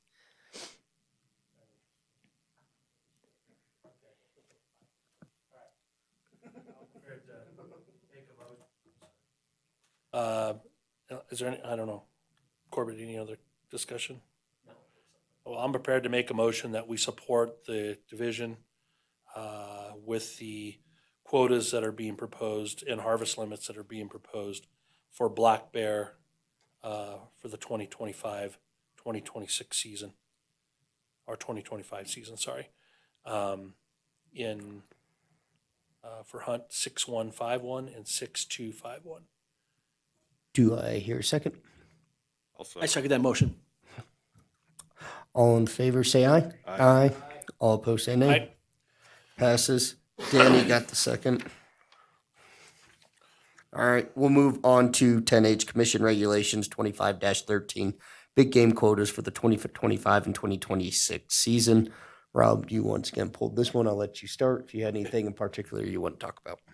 So I do want to just jump right into the mule deer quotas. Is Carl gone is he out of here? He is, but he left me his notes. Okay, good. So, in the past, in units 194 through 196, 192, 195, of course, we have not, nobody goes out and actually surveys from the department, goes out and surveys mule deer tags like we see in other units, right? We use this crazy freaking equation, if you will, that I think deters from really what the opportunity would present, or what we should be looking at the opportunity to present to hunters for harvest. That being said, in the past, we've always asked for more tags than what's being proposed because of that equation, right? And we've always asked for somebody from the department, mainly Carl, we've asked him, hey, if we added 2 more tags or 4 more tags or 5 more tags, what do you suggest that it would be should be at that would not provide any impact to the management plan for these units. It's always been, 2 to 5, I would say, extra tags to give more opportunity to hunters to be able to harvest.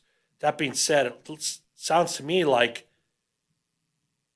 it has been noticed that the population has actually decreased compared to 10-year averages. There's a decline, and so I guess my question is did we actually go out and do, like, what are we basing that on? What science are we basing those declines? Well, in the support material under the CR, in the statistics, they discuss both a fall and spring survey for each of 192, 194, and 196. So did they actually conduct them? It says they did a survey.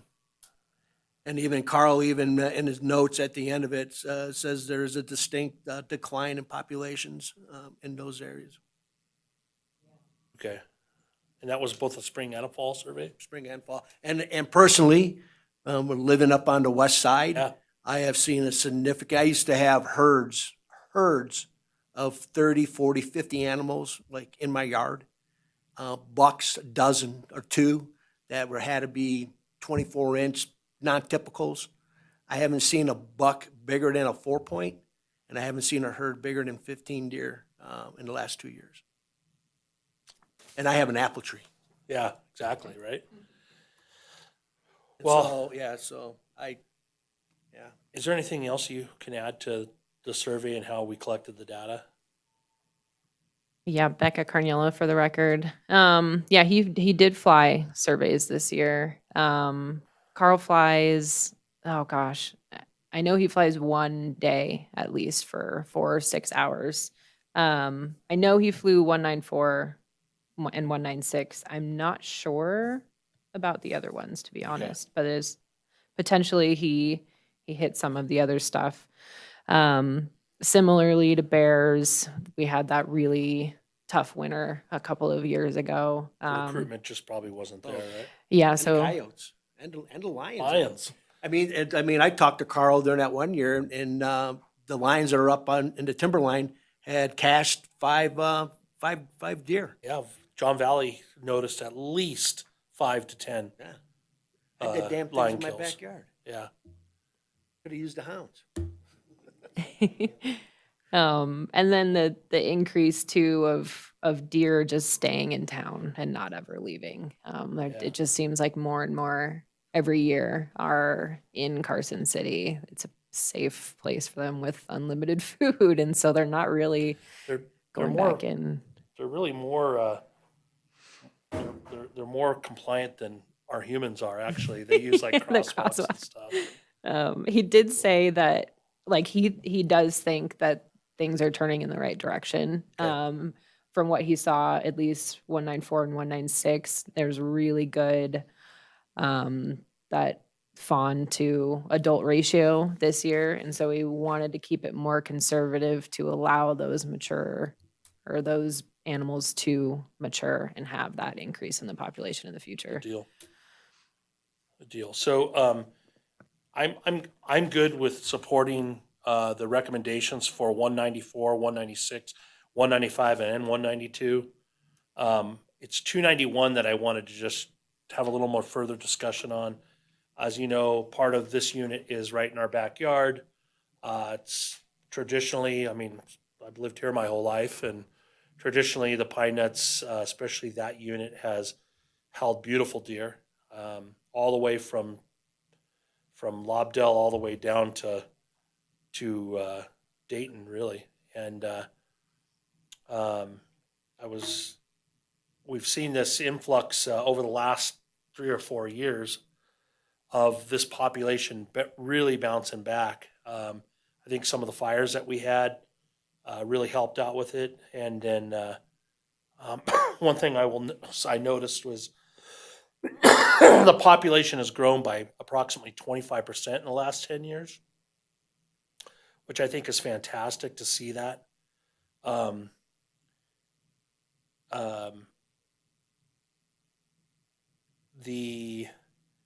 it looks like the tag allocation was increased by 5, it looks like.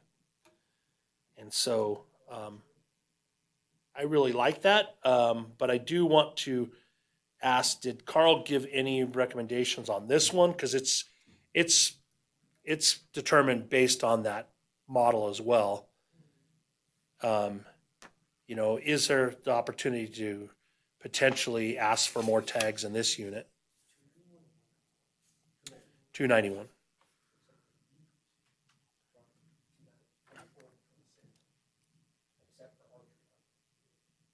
And muzzle loader. But any legal went down. Yeah. And then the archery tags went up. It's actually the same total, but they just Yeah. allocated the 10 off of any legal weapon over, so they haven't increased. Well, I mean, for the And at least- primitive hunting they have. And so So the I guess percentage- that's my point. Is it, given the fact that they didn't increase it for any legal weapon, is this something that, and I had 2 people reach out to me on this, just so you know, that asked, you know, hey, why are we not asking for more tags in 291, given the fact that their recruitment is so well and that we're seeing this population growth that's fairly significant, 25%, that's pretty dang significant for mule deer, right? And so, yeah, is there anything that from a biological standpoint that would hinder us from asking for, let's say, maybe 5 more tags to be issued for any legal weapon hunt? We don't have any, it's not broken up, so it's pretty much any legal weapon season. Is there anything that would hinder us from a biological standpoint for us to ask for 5 more tags in that unit? Becca Carniolo for the record. Can I phone a friend and get back to you in a minute? Yeah, for sure. Deer aren't something that I deal with very often, and Okay. he didn't mention anything about 291. I know that the people who hunted 291 this year were really happy about Totally. their hunt and everything, but I'll be back. I'll Yeah. go phone a friend. Yeah, no problem. All right, so on that one, that would be one that I would want to come back to, and I'd be willing, if there's no biological influence, and I'm happy to open this up to public comment if you want to. I think it'd be good Give it time, to wait. see if anybody has any disdain of us going forward and requesting a few more tags in 291. Again, the algorithm, the equation that the department uses doesn't truly take into consideration everything that how we manage other units, right?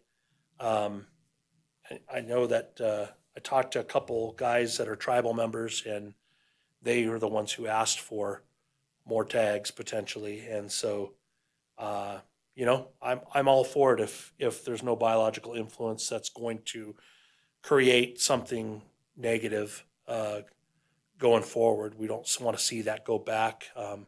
That unit is tough because it can be influenced so easily by wildfires and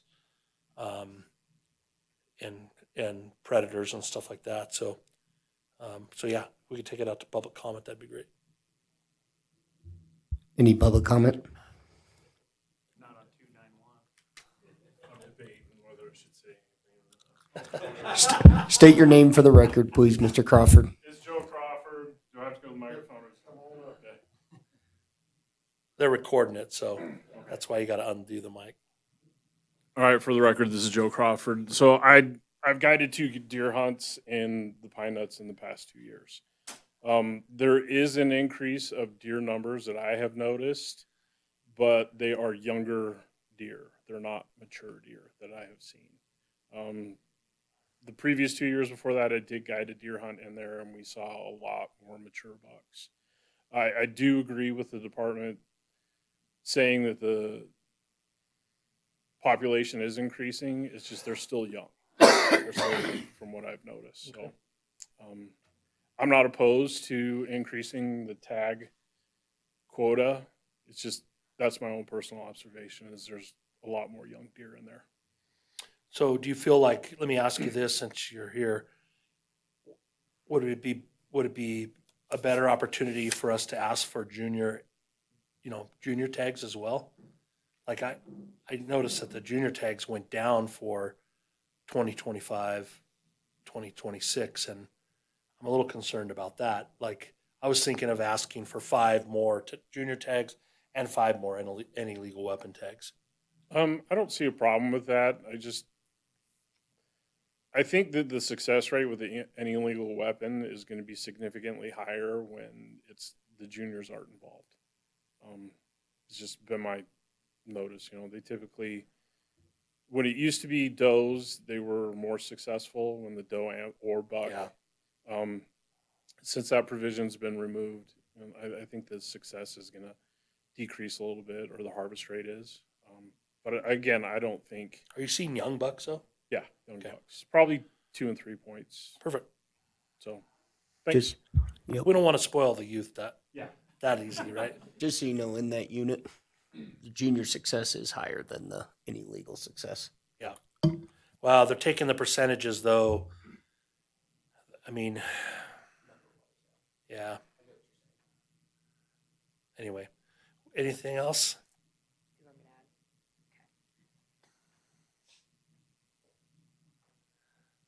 Okay, Becca Carniolo for the record. They did fly 291 just for 15 minutes before they got shut out from the weather. But with how everything has been in 291, everything's been pretty stable the last couple of years with success and 4 point or greater. There wouldn't be a biological impact on 5 extra tags. Okay. Essentially. Perfect. Thank you. Yeah, no problem. Appreciate that. So, any further public comment?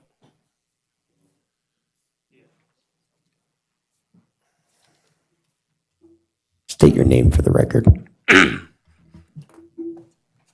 Gary Brown, for the record. Not a big public speaker. I don't know anything. I don't hunt 291 much, but I don't know what your numbers are on 195. And you guys talked about 194, 196. The deer being down in your backyard, as Dan was saying. And I live in Washoe Valley on the east side, so I spend all my free time behind our house, and I've seen the deer numbers significantly drop. So I don't know if I don't see your paperwork, so I don't know if you guys are proposing increasing tags in those units as well. Okay. That's why I was curious. I haven't seen what you're doing, and Becca mentioned you guys are seeing more deer in town, which I agree with too. And something that hasn't been brought up yet tonight is the wild horse issue, which I think most people are worried about. Oh, we've brought it up. Okay, We've brought it up, Gary. So, Yeah. well, this is my first ever meeting like this. I'm friends with Cody. I live by Cody, so I was like, I want to go check one of these meetings out and just see what it's all about. So that's why I was kind of just listening more than anything. But I know that's been, in my observation, the biggest hinder in the animals behind my house. So I don't know, moving forward, who it goes to. I don't know how any of that works, but definitely an issue. Yeah, so I mean, in regards to citizen participation, number 2 is horses. Our last meeting in regards to they wanted to a letter was being presented to the commission to support increased removal of horses from BLM land. In the Virginia range. And we had a dozen people in here against it. Okay. Currently the herds here in the Pine Nuts and then the herd in the Virginia range are managed by nonprofits. I guess they're nonprofits. And NGOs, yeah. and so they would be the ones they can contact in a simple web search on that. I'm currently currently looking into trying to get the attention of Washington County State Parks, because you have that herd that's in there. I drove by it on my way home from physical therapy today, and it had to be at a minimum 200 horses on the south side of that lake.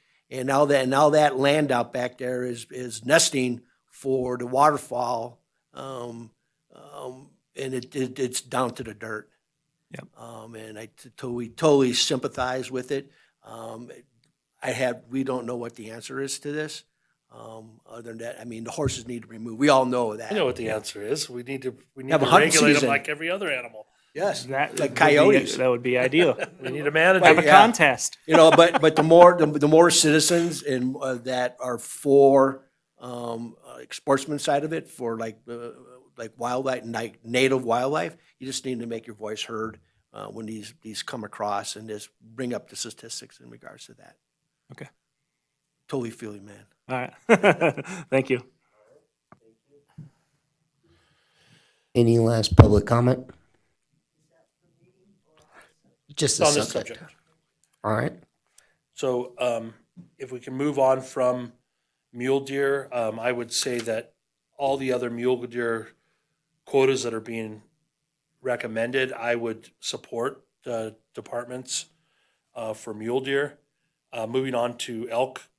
Before you move on, so 291, add 5 for any legal weapon, 5 for junior. Yeah, I would ask that the board consider supporting us asking the commission to increase tags in 291 under the any legal weapon hunt from 45 to 50 and from 15 to 20 from 15 to 20 actually 15 to 20 On the junior. in that unit for junior hunts. I'm good with it. That was Well, the he- motion. Hold on, shouldn't we finish?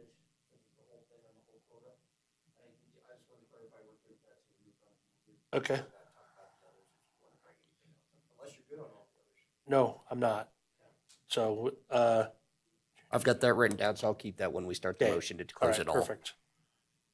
I thought you wanted a motion on that, so. Nope. Okay, so elk, only thing I would say is, up in the units for pretty much everything increased, significantly, except for in units 221, 223, down in the Ely areas. I think that's going to be changing here. They have done a lot of chainings and different habitat removals and stuff like that to try and help out with wildfire control.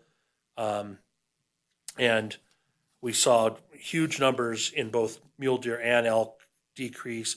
What they're doing is moving from one habitat to another. And so we're seeing them come out of areas that we've typically seen huge numbers in and always increases. But other than that, elk quotas have either stayed the same or gone up across the state. And I would encourage, or I would be in favor of supporting the quotas that are being recommended by the department on elk. I don't know if you want to have any discussion on it or. Nope, elk look good to me. Pronghorn, I'm trying to go through these, the ones that I don't have a lot of stuff on, but pronghorn, same thing. Of course, huge improved habitat conditions, great fawn recruitment, pretty much in everywhere, except for the 41, 42 area. They did have the AHD disease, which created a little bit of a decline, but they're not as super concerned about it. So I would support the quotas that are being proposed for pronghorn as well. And then last but not least is bighorn sheep. What I wanted to just bring up some discussion on is with unit 268 and 267. You'll notice that this population is the quota is being increased significantly. It's being proposed that we increase from 37 hold on a minute here. I'm sorry, 33, 33, 34, 35, yeah, 38 roughly. Rams, both resident and non-resident, going up to a total of 75 with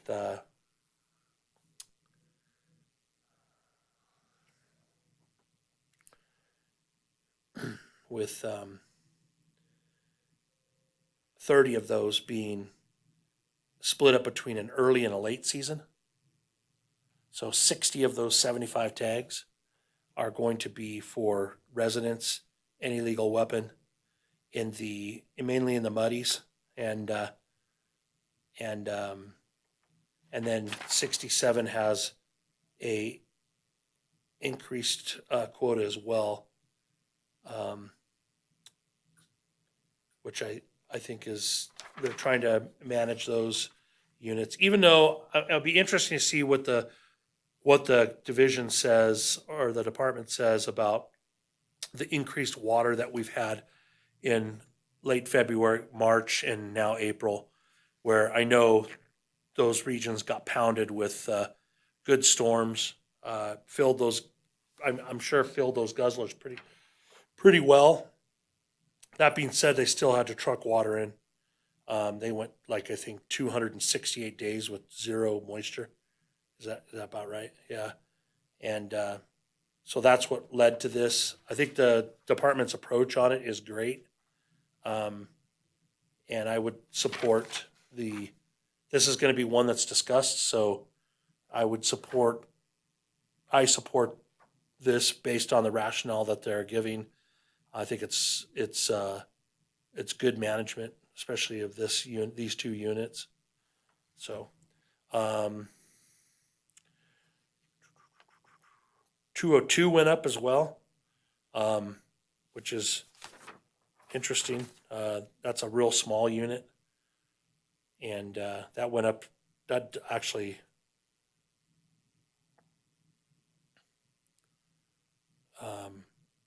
They thought maybe that was going to go down because of how few Rams are in there, but they actually, when they surveyed that, they showed that 50% of the Rams are over 6 years old,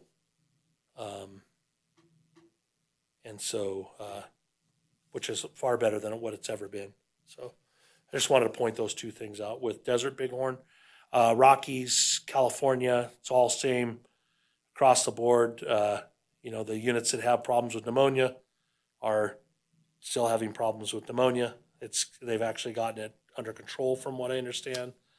But there's always the threat of it. And then the other cool thing is mountain goat actually went up. I don't know if you saw that, which is pretty cool given the fact that I have max points for mountain goat.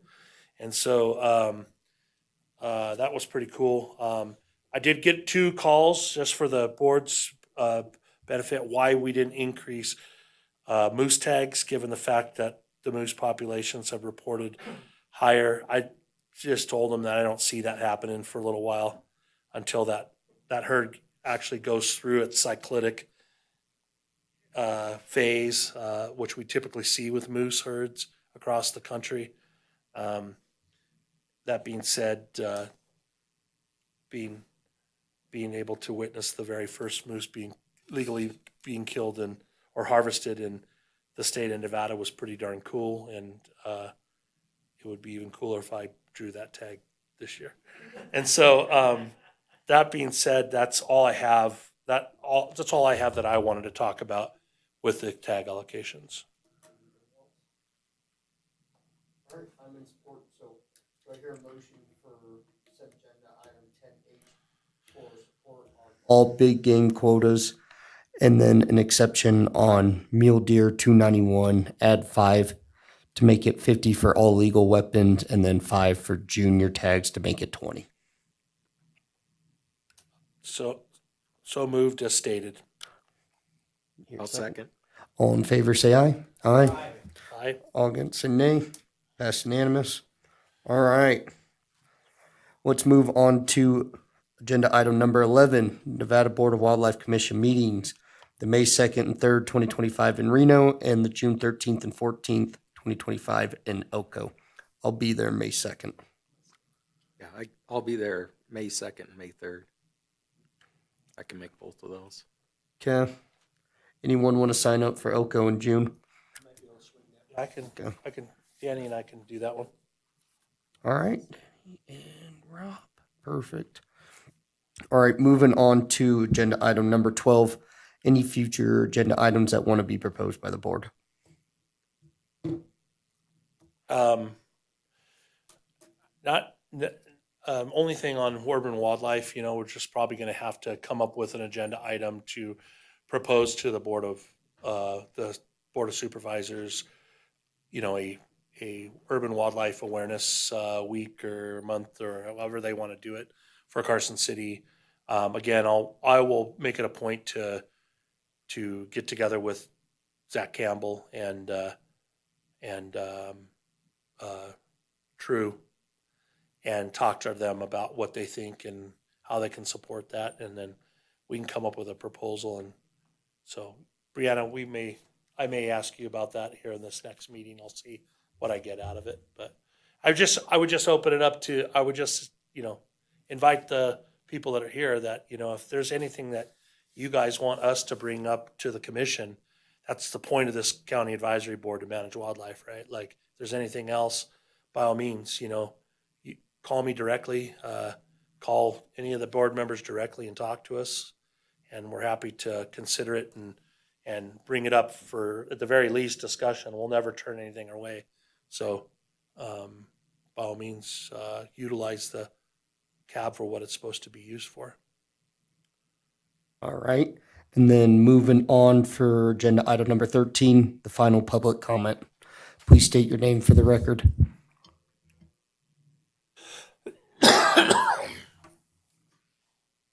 Thank you, Chair. Denny French, Carson City, Nevada. I'd like to add to my list of, would like to have it on the agendas.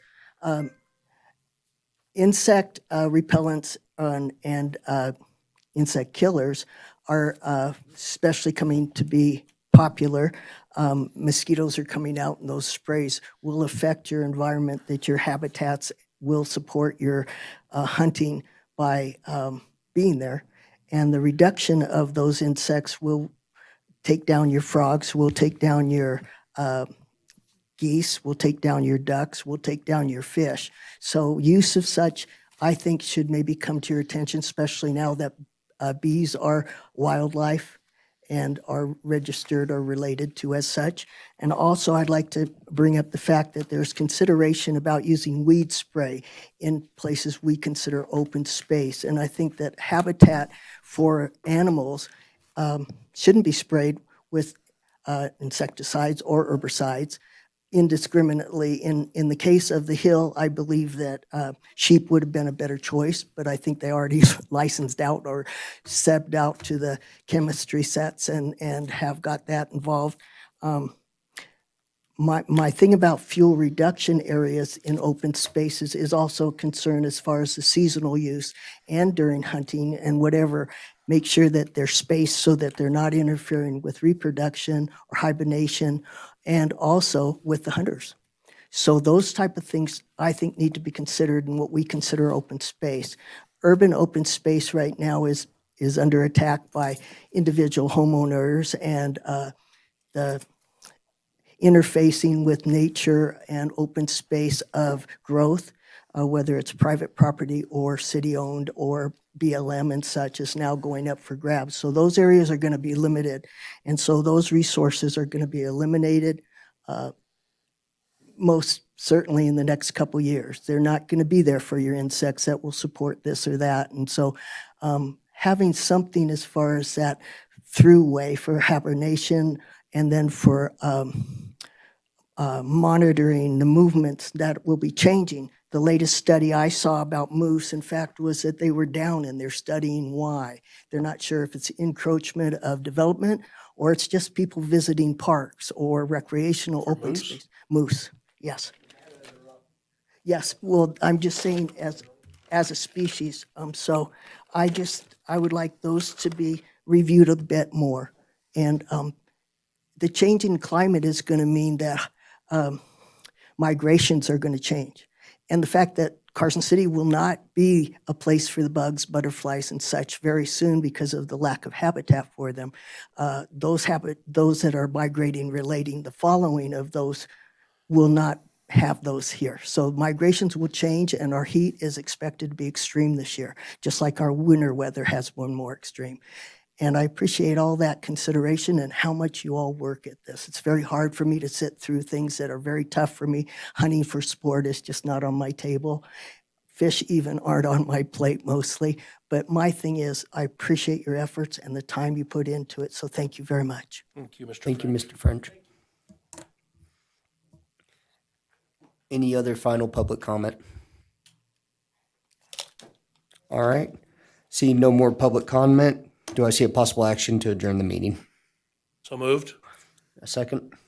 All in favor? Say aye. Aye. All opposed, nay. Meeting adjourned, 7:54. 7:50.